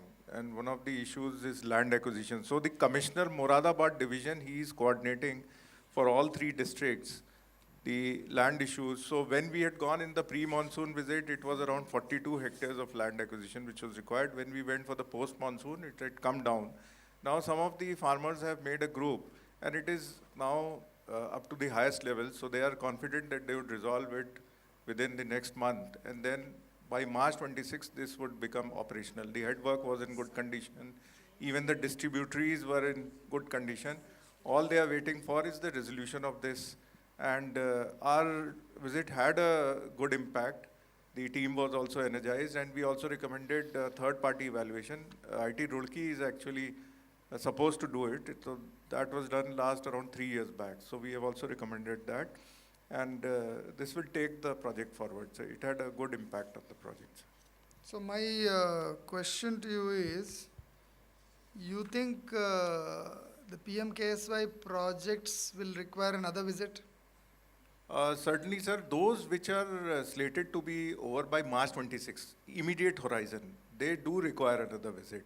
But those which are, sir, there are two categories of project. One which are perennially red, and those which have some silver lining. So those which have some silver lining or some which can be completed, they can be pushed. It certainly does send a message to the chief secretaries of the states that GOI is serious about it, and then it has to be done, sir. Good. Geetika?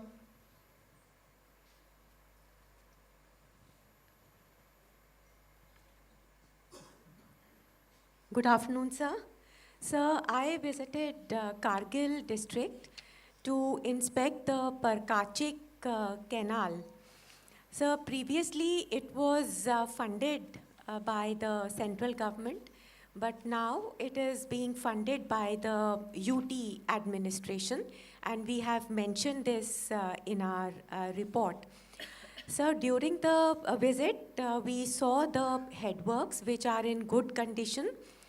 Also the canal network, which is getting damaged from time to time. So during the pre-monsoon visit, we found it had been damaged due to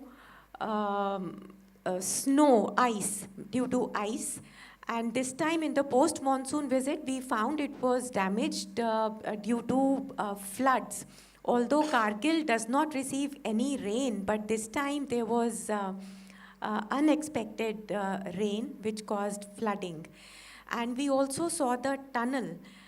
So we found that there is not an issue of manpower, and the project is being inspected by their secretary. It is being reviewed by chief secretary, sir, also. But the main constraint there is the climate, because the working window is only 5 months or so, from May to September. And secondly, the geographical terrain, which is very, very harsh. The entire project is in a mountainous region, and the canal passes through a mountain, which is, I would say, it is an engineering marvel. because the canal has been constructed on the edge of the cliff. But at the same time, because it is on a cliff, it keeps getting damaged from time to time. And it has been delayed because of litigation and contractual issues, and we have advised the district administration to have it completed by next year positively. Thank you, sir. Okay, ji. Anyone who's visited a KS5 from the ministry department CNO? पीछे जाइए. So good morning, sirs. I'm G.K. Barnwal. I visited Gundalgama project in Andhra Pradesh, sir. So findings of my team have been appropriately placed in my report. But one special thing which I wanted to mention is we visited right main canal, we visited left main canal, talents, and then command area developments, which we feel, and we have mentioned it in our reports also. At command area development places, some socio-cultural issues are there. I mean, the consensus is not there among the peasants, among the farmers. So the work of development of command area development is held up for that purpose. And we have visited at some talents what they are doing. They are putting loose pipes. When water is supplied there, they are putting loose pipes and taking it to their fields. But they are not ready to make permanent structure, command area development structure, which is there and which serve in long term. So some socio-cultural issues are there. So I think the role of water user associations and the society as a whole is important in that locality, sir. Okay, ji. Very good. Thank you. So over to you. Up next, I invite Shri Nitin Khade, Joint Secretary, Department of Land Resources, to share his insights on watershed management.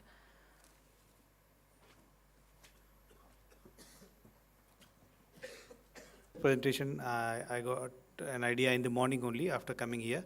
So friends, we are implementing Prime Minister Krishi Sinchai Yojana watershed development component in the Department of Land Resources.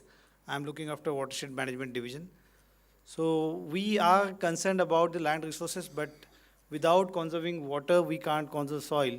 So to convert the degraded soil into fertile soil, we need to conserve water. And we generally construct small water harvesting structures like check dam, percolation tanks. We do trenches. And through that, we achieve soil conservation as well as water conservation.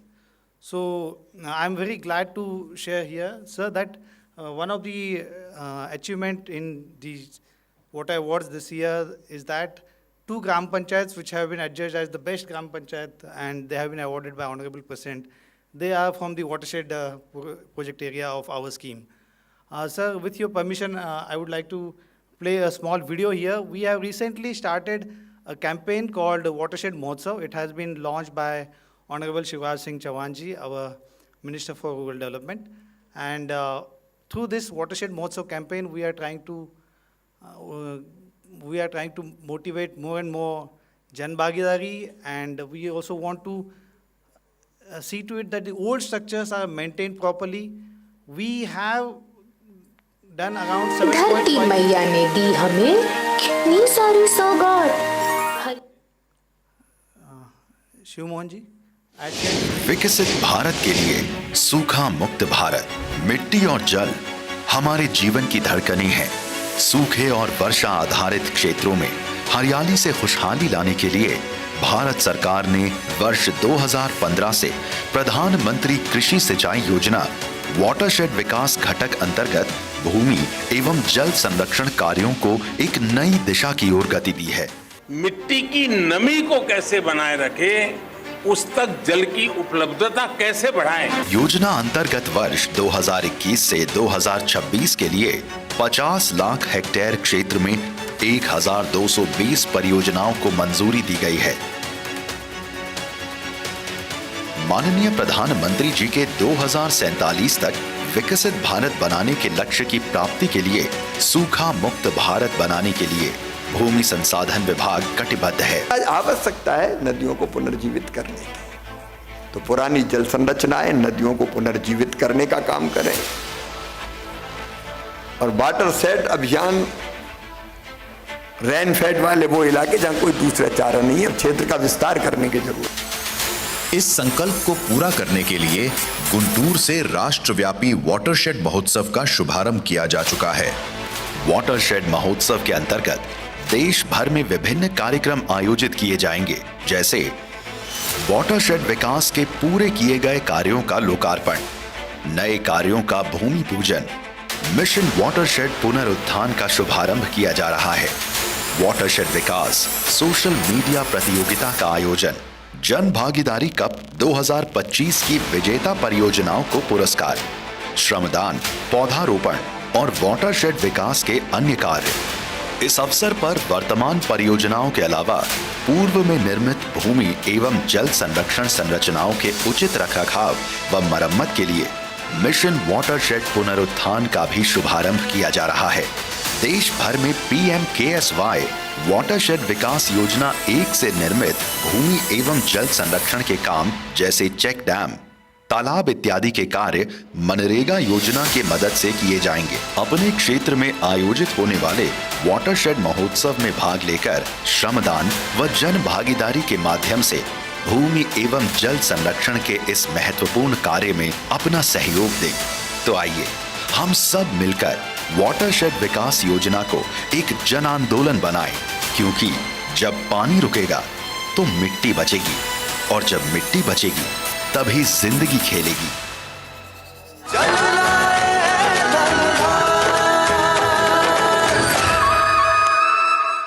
Thank you. So friends, our works are though primarily aimed at providing protective irrigation for agriculture, but they also indirectly provide support to the sustainability for drinking water sources. So we are sister ministries, we are working in coordination with whole of government approach, and sir, we will be extending all cooperation to Jal Shakti Ministry for achieving their objective. Dhanyawad.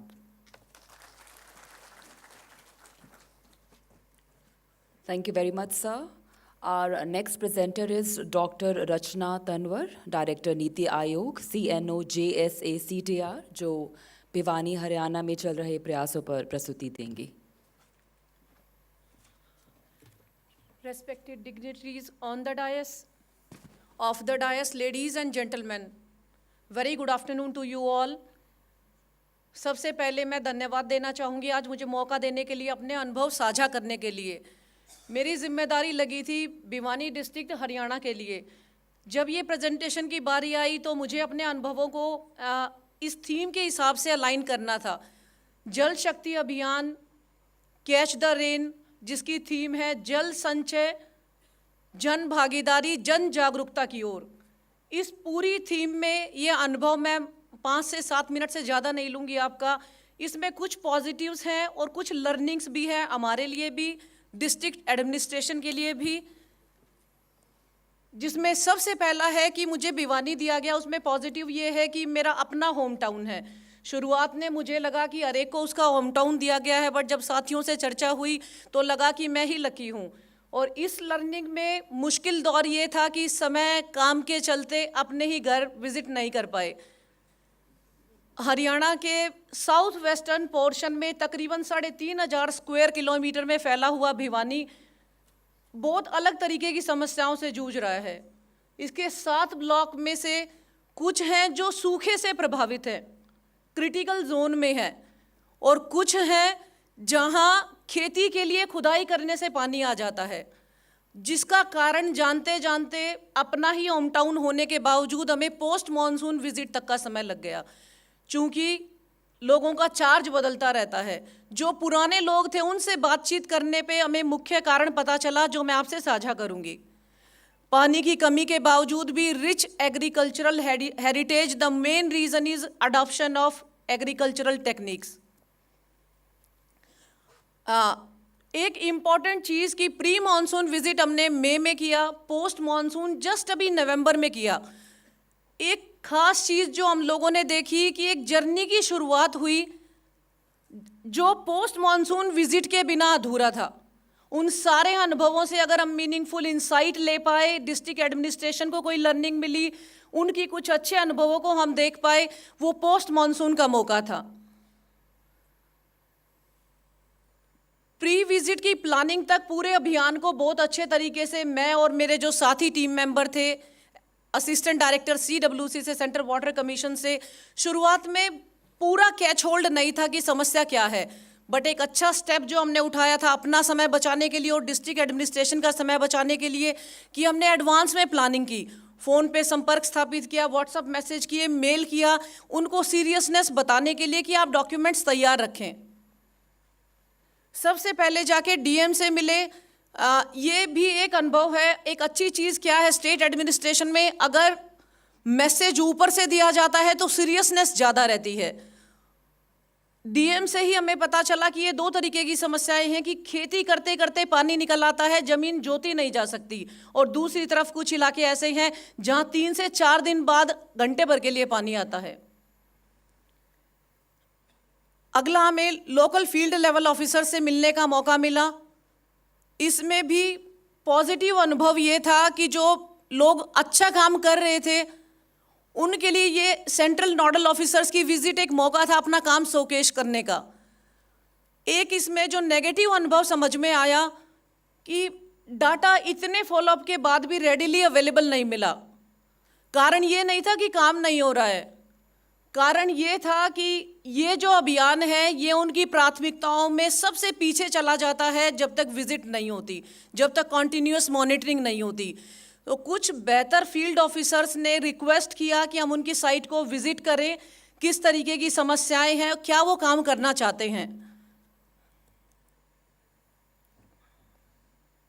जी, सबसे पहला ये visit में हमें मिकाड़ा का एक project दिखा।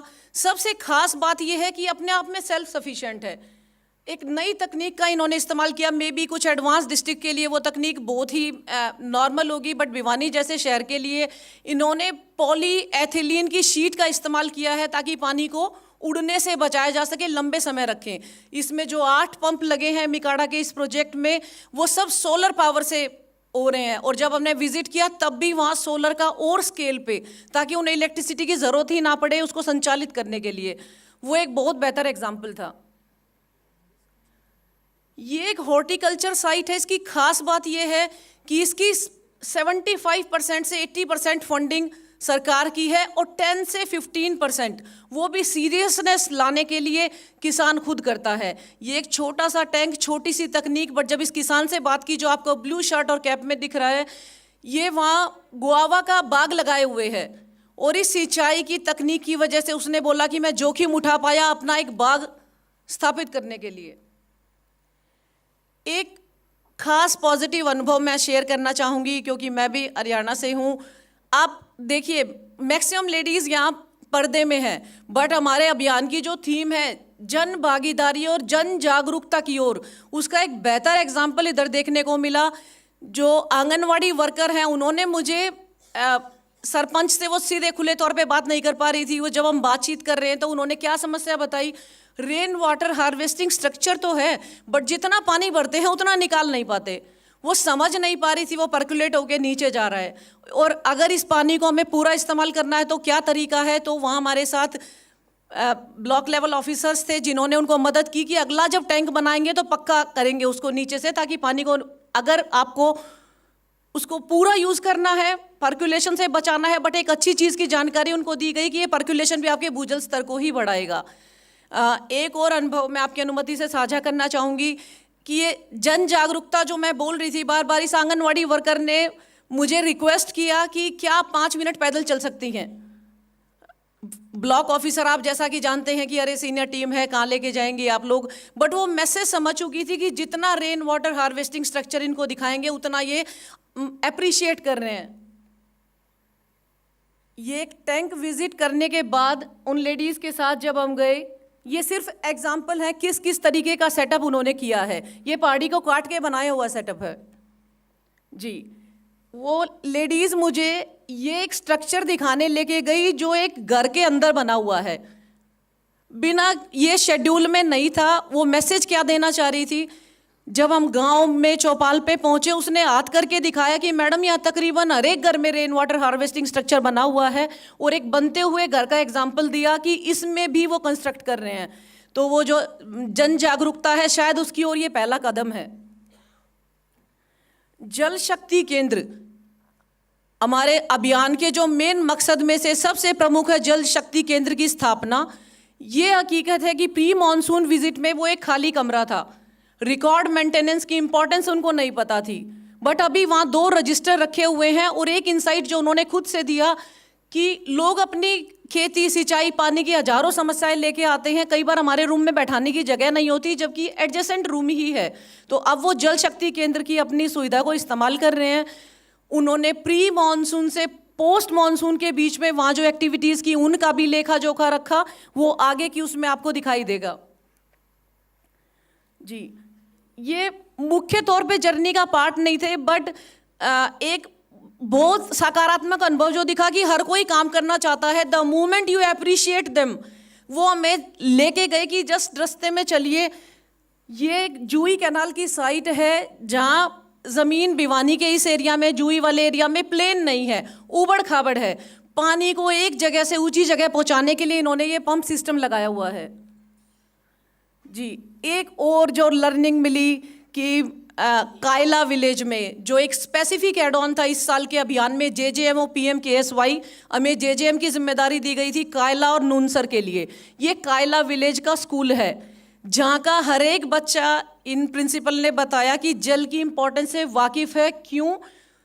97%, 97% result आता है कि जितने भी सरकारी स्कूल में बच्चे एडमिशन लिए हुए हैं, वो सब बहुत अच्छे मार्क्स से पास हो रहे हैं, जिसका एक बड़ा रीज़न है कि वो पानी भरने की समस्या से नहीं जूझना पड़ रहा, जिसमें एक योगदान इन लोगों की पहल का भी है। जी, ये डीब्रीफिंग मीटिंग है। तब तक हम भी काफ़ी समझ चुके थे, तो हमने उनको डीब्रीफ किया किन किन इश्यूज़ पे पोस्ट मॉनसून में हम आपकी प्रोग्रेस देखना चाहेंगे। तो जो मैंने मुद्दा बताया था कि वहाँ काम हो रहा था, काम को प्रॉपर तरीके से प्रेजेंट नहीं किया गया था। एक छोटा सा इनपुट हमने दिया कि लोग शिकायत कर रहे हैं, मैंने डाटा दे दिया था जी, आपको मिला नहीं, मैंने इस फॉर्म में दिया, उस फॉर्म में एक प्रेस्क्राइब्ड फॉर्मेट ही नहीं था क्या चाहिए, जैसे हमें चेकलिस्ट दी गई थी। तो वो मिनिमम एक्सेप्टेबल था कि इतना तो आपको फिल करना ही है। आपने कुछ खास नोटिस किया, वो आप अपनी रिपोर्ट में दे सकते हैं। जी, प्री में हमने जो कमी छोड़ी, उस एडवांस प्रिपरेशन को हमने पोस्ट विजिट के दौरान पूरा किया। समय कम था, विजिट टालना हम चाह नहीं रहे थे, तो इस प्री में जो कमी छोड़ी वो पोस्ट मॉनसून समझ लीजिए कि हमारे पास एक टेक्निकल खाका पहले ही रेडी था। सिर्फ बची हुई चीज़ों पे जहाँ हमें क्लैरिटी नहीं थी, वो हमें पोस्ट मॉनसून में देखना था और प्रोग्रेस चेक करनी थी। जो मैंने बताया ना कि हर कोई काम करना चाहता है, शायद एक नॉर्मल ह्यूमन बीइंग, उन्होंने इंसिस्ट किया कि मैडम ये एक एग्जांपल आप देखिए, जो पॉन्ड हमने बनाया है, पूरनपुरा पॉन्ड, इसकी खास बात क्या है? गांव में यूजुअली पर्यटन जैसी चीज़ों पे ध्यान नहीं दिया जाता। शाम के टाइम जहाँ लोग बैठते हैं, यूजुअली पॉन्ड बनते हैं तो जानवरों के पीने की व्यवस्था नहीं होती। ये पॉन्ड एक ऐसा एग्जाम्पल है, आपको बैठने की व्यवस्था मिलेगी। उन्होंने नाइट व्यू का फोटो दिखाया, शाम में आके लोग बैठ रहे हैं, उसके फोटो भी साझा किए, और पशुओं के पीने के लिए स्लोप बनाया गया है। और एक आखिरी बात जो हमें बहुत इम्प्रेस की कि पर्कुलेशन तभी हो पाता है जब नीचे गाद मिट्टी ज़्यादा जमा नहीं होती, तो वो पीरियोडिकली उसकी सफाई करते हैं। सारे पॉन्ड की नहीं कर पाते, बट जो विशेष तौर पे उन्होंने मेंटेन किए हैं उनकी सफाई करते हैं ताकि पर्कुलेशन और गहरे से हो। ये जल शक्ति केंद्र की पोस्ट मॉनसून विजिट है। बहुत खास इंप्रूवमेंट नहीं है, बट अब उनके पास एक स्ट्रेटजी है किस तरीके से उन्हें अपने जल शक्ति केंद्र को और बेहतर तरीके से यूज़ करना है बाकी सभी इवेंट्स के साथ। जी, सबसे खूबसूरत और यादगार अनुभव था कि हमारी कोशिश थी और टीम भी सोच रही थी कि पिछली विजिट में जो देखा उससे कुछ अलग दिखाया जाए। जैसे इन्होंने पूरनपुरा पॉन्ड दिखाया, जो पर्यटन, पशुओं और आम लोगों की वहाँ जो रहवासी हैं उनकी समस्या को सॉल्व करने के लिए। बट ये कायला का एग्जाम्पल आप देखिए, वो हमारी पोस्ट मानसून का फोटो है, ये प्री मानसून का फोटो है और इधर पोस्ट मानसून का फोटो है। 2 टैंक सालों से बुरी हालत में थे। जब नहर आती है तो एक लिमिटेड समय के लिए लिमिटेड कैपेसिटी स्टोर करने का पानी है, पानी वेस्ट चला जाता है, उनके पास स्टोरेज की कैपेसिटी नहीं है। उन्होंने ना केवल प्री से पोस्ट के बीच में 2 टैंक को रिनोवेट किया, एक में पानी भरा हुआ था, ये दूसरा जिसमें काम चल रहा है, और तीसरे का काम शुरू कर रखा है। उन्होंने हमें आश्वासन दिलाया कि अगर हम एक बार और आए तो ये तीनों टैंक में आपको पानी भरा हुआ मिलेगा। जी, सिर्फ कुछ फोटो हैं आप लोगों के देखने के लिए। फिर से डीप ब्रीफिंग, जहां संतुष्टि नहीं हुई कुछ मुद्दों पे कि जियो टैगिंग तो कर दी है, पोर्टल पे अपलोड नहीं कर पा रहे हैं, तो थोड़ा सा उनको रिक्वेस्ट किया गया कि काम यहीं ख़त्म नहीं होता है, क्या दिक्कत आ रही है टिकट रेज करना, अगर हम कुछ मदद कर सकते हैं तो वो बता सकते हैं। इस तरीके के कुछ मुद्दों पे लास्ट में विस्तार से चर्चा हुई। कुछ सजेशन जो हमने अपनी समझ से और जो इस पूरी जर्नी में सीखा था, ये कुछ एडिशनल सजेशन, इसमें से 2 पॉइंट मैं खास तौर पे ध्यान दिलाना चाहूँगी। आखिरी के 2, टारगेट बेस्ड इंटरवेंशन। प्री से पोस्ट में सबसे इंटरेक्शन करने के बाद समझ में आया कि हर कोई अपने अपने चार्ज में रेन वाटर हार्वेस्टिंग बनाने में जुटा हुआ है। एक ही रेन वाटर हार्वेस्टिंग पे 2 बार काम कर रहा है, बट कुछ एरिया ऐसा है जहाँ कुछ स्ट्रक्चर बने ही नहीं है। तो एक इनपुट जिसको डिस्ट्रिक्ट एडमिनिस्ट्रेशन ने भी अप्रिशिएट किया कि आप टारगेट लीजिए, आपकी 1000 बिल्डिंग पे आपको लगाना है, 1500 पे लगाना है, कितनी लगा चुके हैं, कितनी बची है, कितने को रिनोवेशन की ज़रूरत है। तो they also noted down and appreciated on our team part. और आखिरी जो साझी जिम्मेदारी है, ये एक थोड़ा सा नेगेटिव अनुभव था जिसमें लोग किसी काम के स्टक होने को चार्ज का रीज़न दे रहे थे कि ये पीएचईडी के चार्ज में आता है, कि ये इरिगेशन डिपार्टमेंट के चार्ज में आता है। तो उनको रिक्वेस्ट किया गया कि जल एक ऐसा संसाधन है, वो चार्ज का मोहताज नहीं है, आप लोग मिलके प्रयास करें। जिसका भरोसा उन्होंने दिलाया है कि वो पूरे डिपार्टमेंट जिनको यूजुअली जल शक्ति जैसे अभियान के लिए मिलने का मौका नहीं मिलता, बट उन्होंने भरोसा दिलाया है कि वो करेंगे। जी, that's all from my side, thank you so much.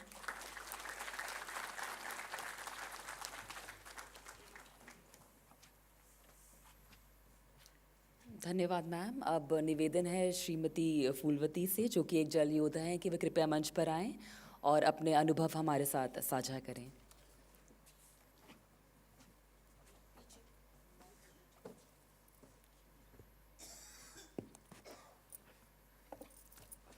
सभी को नमस्ते। मेरा नाम फूलवती रेगबार है और मैं एक जल सहेली हूँ।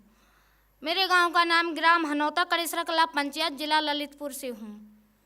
जैसे कि मेरे गांव में एक बुंदेलखंड में पड़ता है जिला ललितपुर, मेरे गांव में भी बहुत जल संकट था। मेरी शादी 2006 में हुई थी, जब से मैं जल संकट में जी रही थी।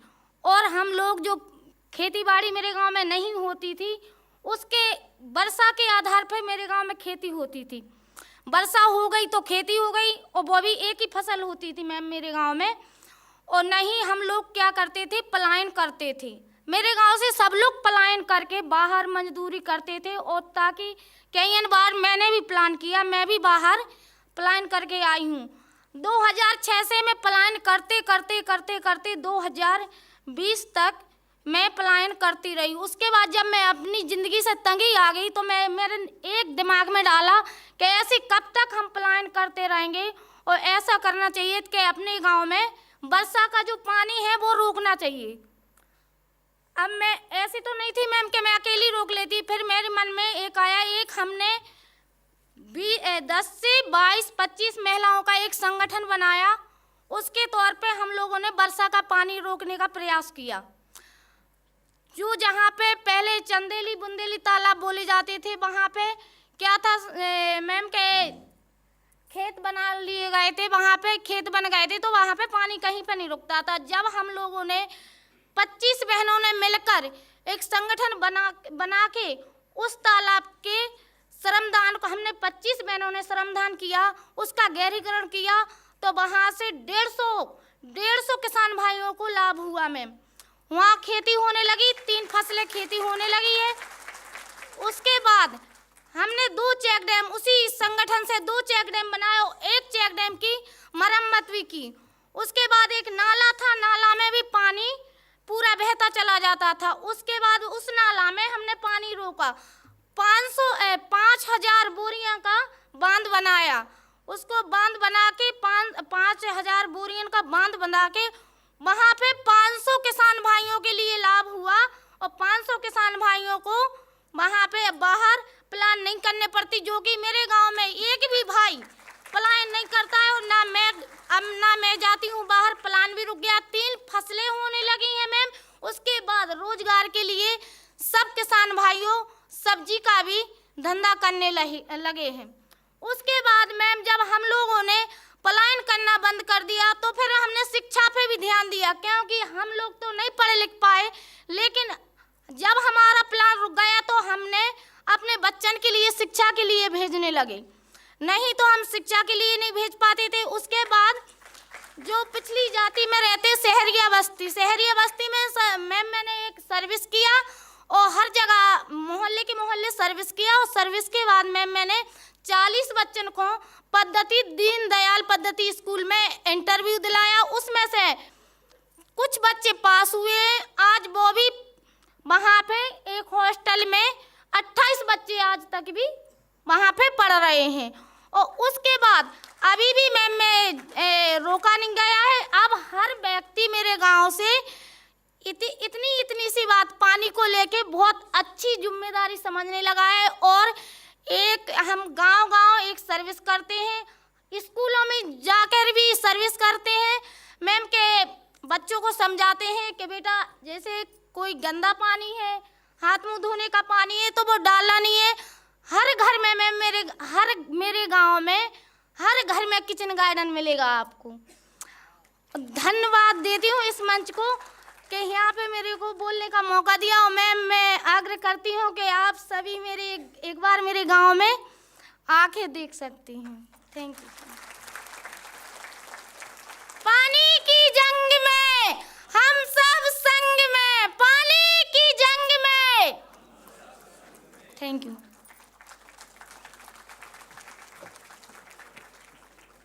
Dhanyavad. Our next presenter is Shri Vinod Seshan, Joint Secretary, Ministry of Petroleum and Natural Gas, CNO of JJM.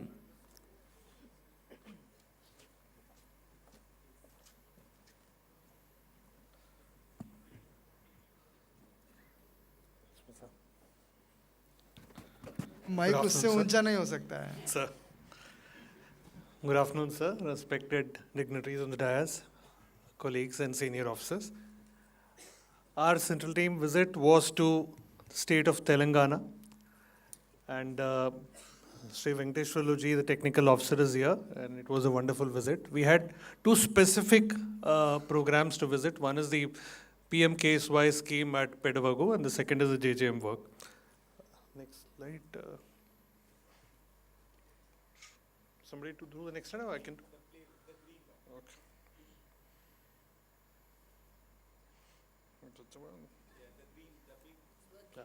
Yeah. So this is the team composition. The district administration fully supported the visit. We commenced meetings with district while at Delhi itself, and when we went there and did the first meeting, the district already had detailed presentations ready. We also had independent meetings with people and a couple of panchayat members who were also wanting to willingly come and meet us. So this is the first Bharat, sir. This is a diversion scheme. We inspected the bridge also as well as the gates. The project is not completed, but it can be completed even now. There are technical issues related to the project. There is slight submersion on the left side of it. The project is currently, this part of the project is currently non-operative. There is a lot of work to be done because the contractors have stopped work, and it requires a re-examination on the technical feasibility. This is a quick overview of the Jagannathpur project, sir. This has a main canal which is 29 kilometer. There are 14 sub-canals. The area cut is about 6,000-7,000 hectares. It's a very, very promising project and benefits a large area in Asifabad district. Significant farmer population is dependent on the scheme.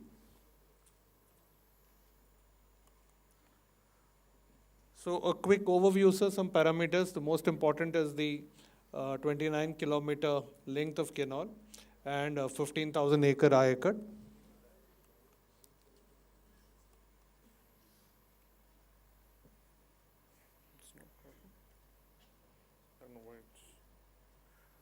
So this gives a very quick overview, sir. The scheme was sanctioned for 124 crores.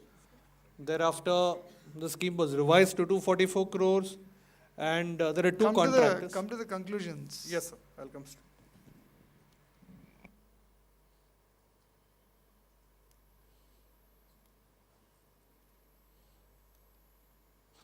So we've found what are the key issues, sir. So the land acquisition is not done. In fact, interestingly, when the project had commenced, land acquisition was not done for even 25%. So one of our submissions would be, sir, when we take up such projects, at least the main canal land acquisition should be at least more than 50%. That can help a lot. Sub-canals, sir, even after 18 long years, out of the 14 canals, sir, only 2 canals are partially complete. So none of the sub-canals land acquisition had been initiated also when the project was started. So there is a balance work, sir, which continues to be given. It is 127 crore. I am told there is another proposal to increase this to 140 crore now, but it is still not ready. So the committee for approving this is yet to consider. There is also a state level inquiry going on, sir, considering that people are, honestly, the information which we received is nobody wants to test the scheme, nobody wants to approve anything. The contractors, Gammon India and one more RK Construction, sir, both have stopped work because they feel the works are no more commensurate with the prices.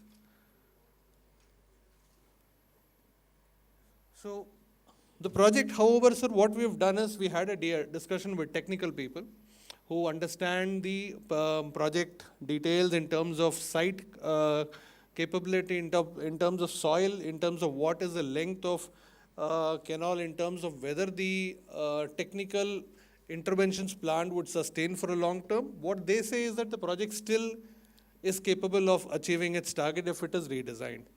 Now, however, of course, that will require additional money. Again, 140 crores. It's already at 96% cost escalation. Key components like the headworks, the main canals, distributaries, field channels, the gate commissioning, all of them are partially executed. We also found places where there is a lot of theft going on. The police have also registered GD entries. They don't want to register cases. In some cases, sir, the assets have deteriorated significantly, and the executing agency is now even applied for foreclosure. So it's a case, sir, where complete benefits, there's zero benefit in terms of irrigation potential. It requires a complete overhaul. So in summary, sir, this is what we feel it's to be done. We need to quickly take a decision to close the project in terms of existing contract. Revise the estimate. There is, sir, about 6 estimates prepared now, and it's prepared by the same agency of the state government. So our submission, sir, it requires an independent third-party view on whether the technical estimates themselves are proper, because every time they prepare it, there is a revision submitted within the period of 6 months. And approval of estimates, sir, is required. And then, of course, there is no funding. Every time it's approved, again, bills are never cleared. So contractors have also complained that they have no interest in the project. That's a primary reason they've said.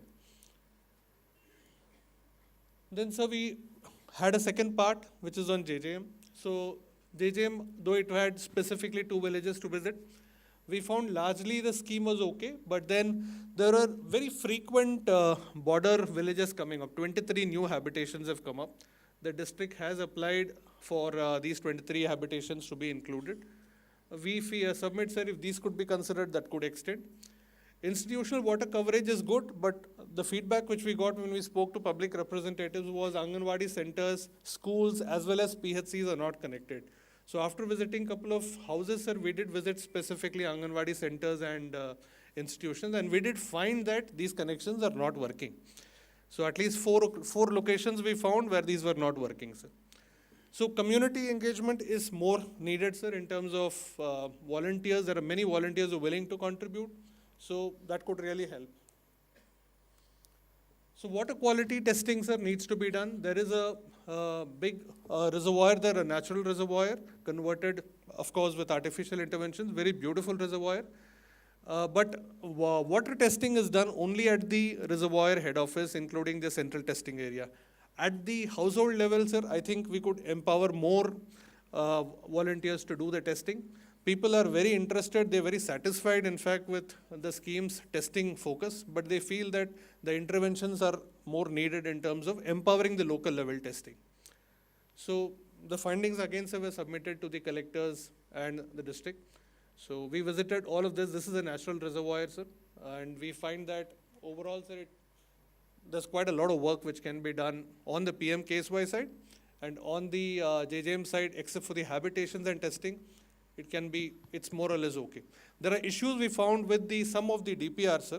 So again, it says the DPR doesn't specifically focus upon the institutional things, which was the backbone of the complaint. Thank you, sir. These new habitations you said, they have come up after implementation of the project, or they existed before the implementation of the project? Sir, they say there's a lot of migratory population there. These seems to have been come up only after the first approval, sir.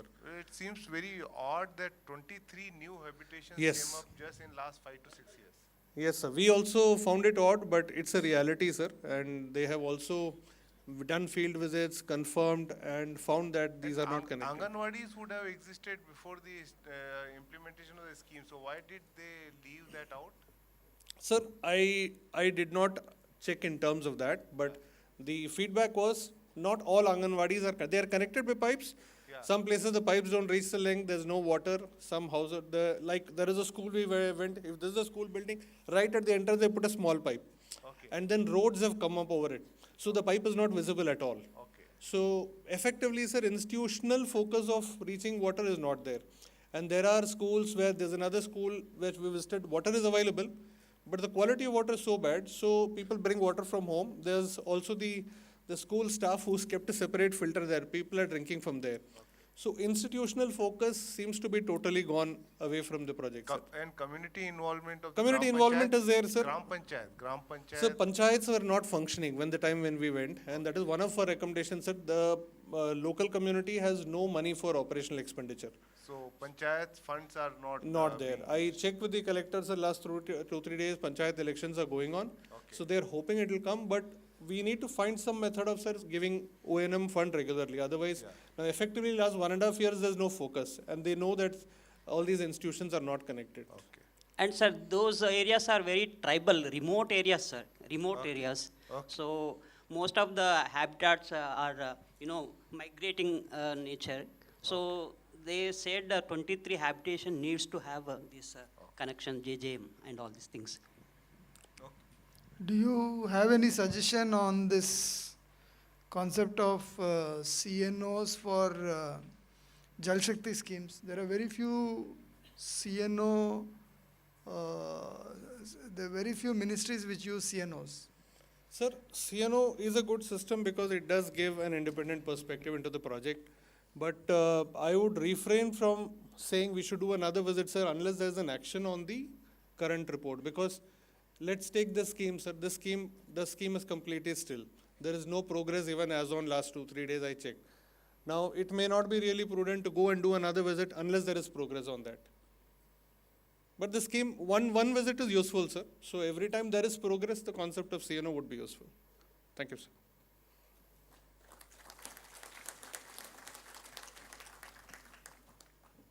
Thank you very much, sir. The final presentation for the day is by Shri Arjesh Kumar Madhok, Director, Central Water Commission, Technical Officer, PM-KSY.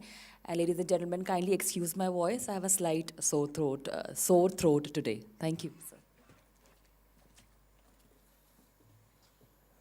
Respected dignitaries on the dais, distinguished guests, senior officers, and my fellow officers, a very good afternoon to all of you.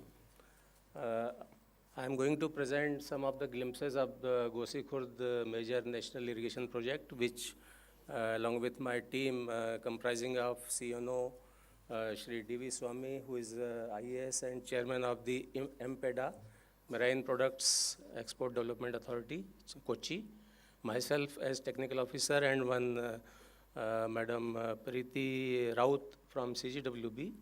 we together visited the project from 2nd to 5th of June this year.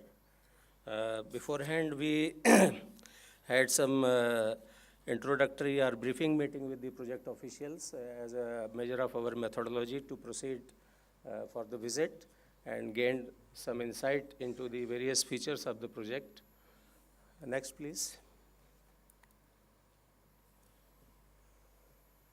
So as all know, that purpose of the visit was to conduct See the conclusion thorough. में आइए. Yes, sir. Go to the conclusion slide. Conclusion. Next, please. Next नहीं, last. La- बोलो last. Last. Sir, I want to show you the. No, don't show anything. Last slide में जाओ.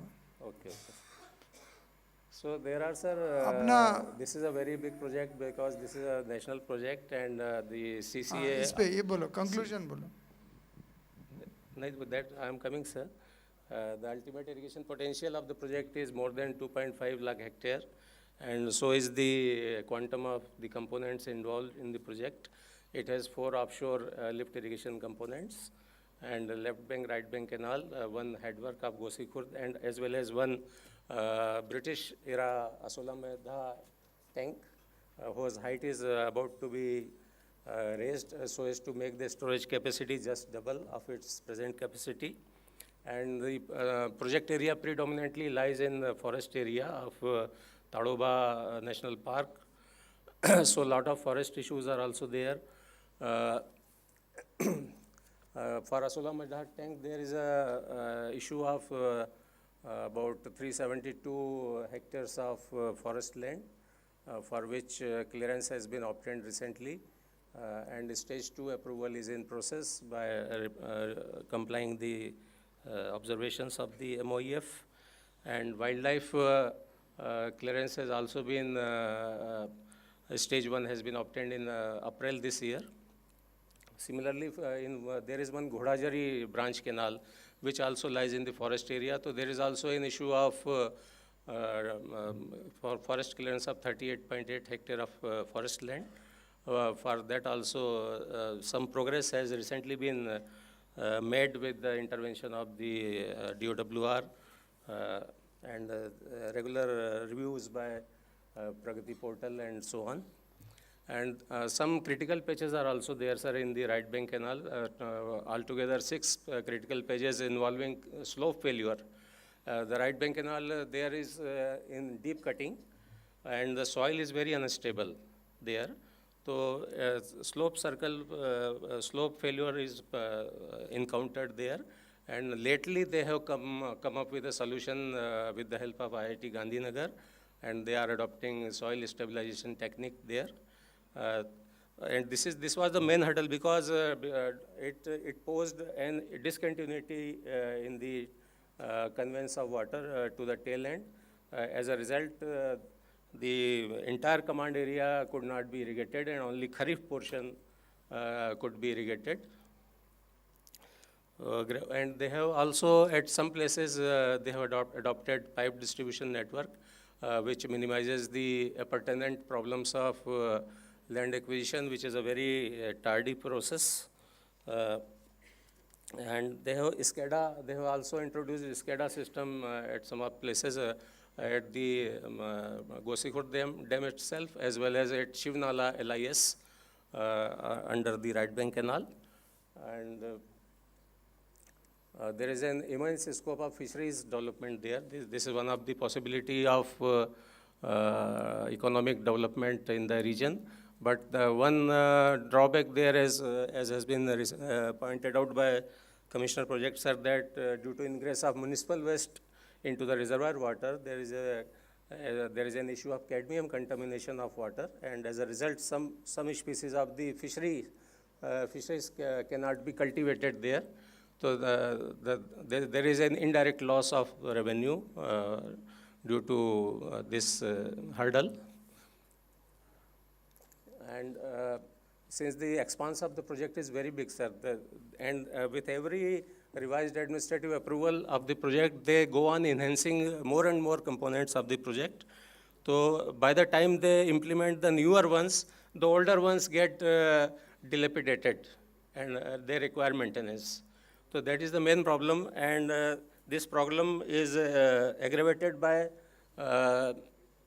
resource crunch in the form of budgetary support by state government, because the share of the central government is fixed and it's frozen, and only state government has to provide the budget, and the quantum of the project components is such that it requires mammoth budgetary outlay, whereas the actual budgetary outlay is of the order of 1350 crore only for this year. So this is also one of the major constraints due to which the intended benefits of the project could not be materialized in real time. मैंने ना slide बदलवाया, लेकिन आप वही पुराने slide की कहानी सुना रहे हो. इस स्लाइड को बोलो और खत्म करो, मुझे डिस्कशन करनी है. अच्छा.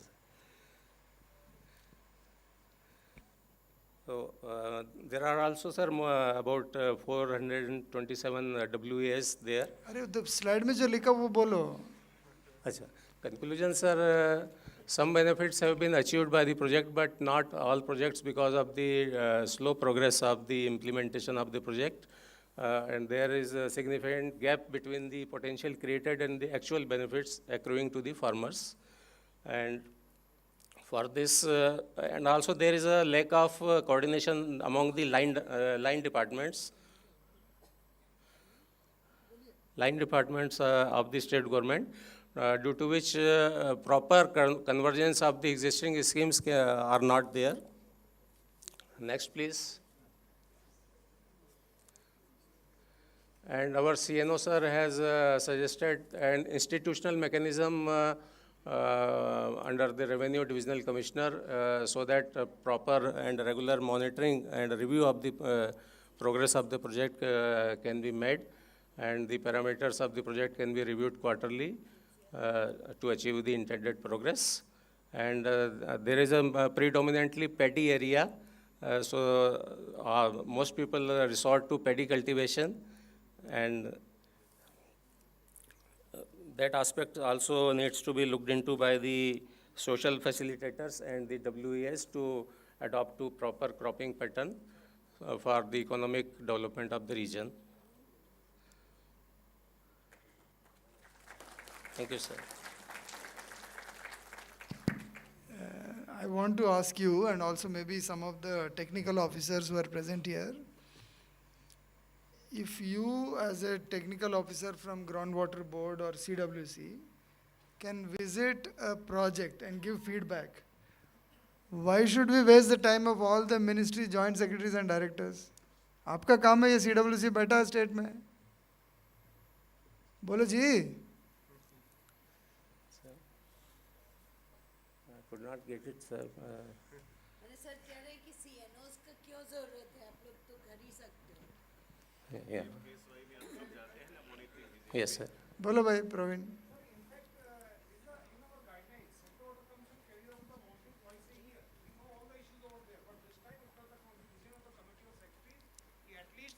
There should be a physical verification when there is a doubt on the whether infrastructure has been developed or not. Central Water Commission visits twice in a year for an existing project of yours, so that you can release an installment. Without their report, you don't release an installment. Yes, sir. Yes, sir. तो वो तो अलग काम है. जब वो 2 बार साल में जाके देख रहे हैं, then why should we send CNOs separately? Sir, only purpose was to have the ground verification from a central team, basically. This was the only purpose, and ground verification of the project. So you don't have confidence in your CWC, CGWB? No, this was the constitution of the government given. Let us have one visit of the CNOs. Is there anyone from Central Groundwater Board who has visited as a technical officer? एक आदमी कोई बोल सकता है? Any input which has not been covered by Madhuk? Anyone, any technical officer? कोई भी scheme? Any technical officer from Groundwater Board? Okay जी, नहीं है तो then we'll conclude this. Before we end, is there? Abeta ji. Before we end this seminar, anyone has any input related to these 3 schemes? The concept of a CNO, the way we are doing the CNO, reporting, technical officer reporting. Anyone has any suggestion? Haji. Sir, I have a suggestion, sir. I was given Tirupatur, sir, in Tamil Nadu, sir. I have faced a lot of problems in communication, sir, because when you go to the field level, they're not able to speak either English or Hindi. And I'm not able to understand Tamil. So I think when we are distributing officers, the first criteria should be the language. Then we should see whether the person is getting home district or cadre or something like that. So that is my only submission. Good feedback. So we'll work on this. Niti Aayog allot, DOPT allots or you allot? You allot the districts. Okay, ji. Anything else? Anyone else? Okay, so Archana, you have some concluding remarks? Sumant? Yeah, I'm done. Okay, ji. So let me conclude this this seminar on the feedback session or a closer meeting. But actually, it's not a closer meeting because your job is not over. You are still CNOs. Maybe you will have a few agriculture schemes added to your list. Maybe some more schemes will come in. But the JSA, the Catch the Rain, Jal Sanchay, Jal Shakti Abhiyan, Jal Sanchay, Jan Bhagidari. This is a scheme which will continue and it is all over the country. So therefore, if you are a CNO for JSA, then you can expect that your job will continue next year. If you are CNO for Jal Jeevan Mission, because there are a lot of unfinished tasks in Jal Jeevan Mission, and there's a lot of focus, lot of review, Jal Jeevan Mission will also continue.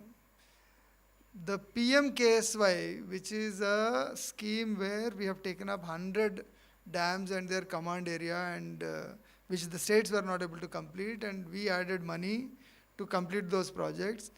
They are probably coming to a closure. And some of the feedback that you have given is that things which are stuck or which do not have any future, such projects, even if you go, there's nothing much you can do. So we should not involve you in such projects. So we have taken that feedback. We will think twice before we indulge you in the PMKSY projects. But we would require your support and help and feedback in JSA and Jal Jeevan Mission. So that's the broad message for today, and we have got excellent feedback, and a lot of feedback has already, as I said, has already been presented to the highest level. And as I promised, we will do two things. One is that we will inform you of the progress that has happened on the basis of your previous visit and your feedback. Because we are following up with the states, we are tracking what is happening to that project. So next time you go, I don't know when you are slated to go, but next time you go, you will get an action taken report for you. So it will be good.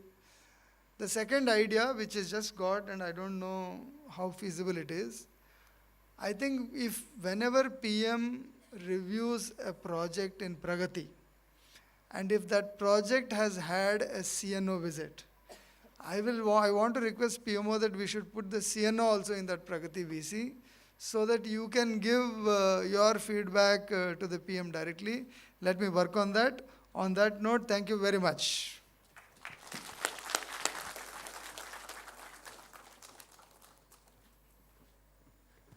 Sir, do we have your permission to present mementos to our speakers? We'll take a quick minute for the presentation of mementos. May I request Shri N. Ashok Babu to please join us on stage, Director, National Water Mission.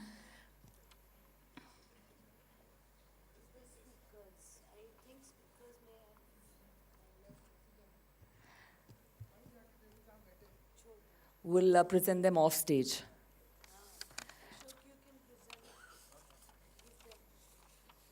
during lunch, we can present them off stage. With this, we conclude the culmination session. We thank our esteemed speakers for their valuable time and presence.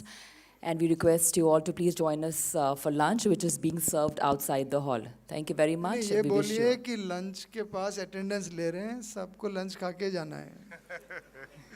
Thank you, everyone. Absolutely, sir. Thank you very much. We wish you a great day ahead.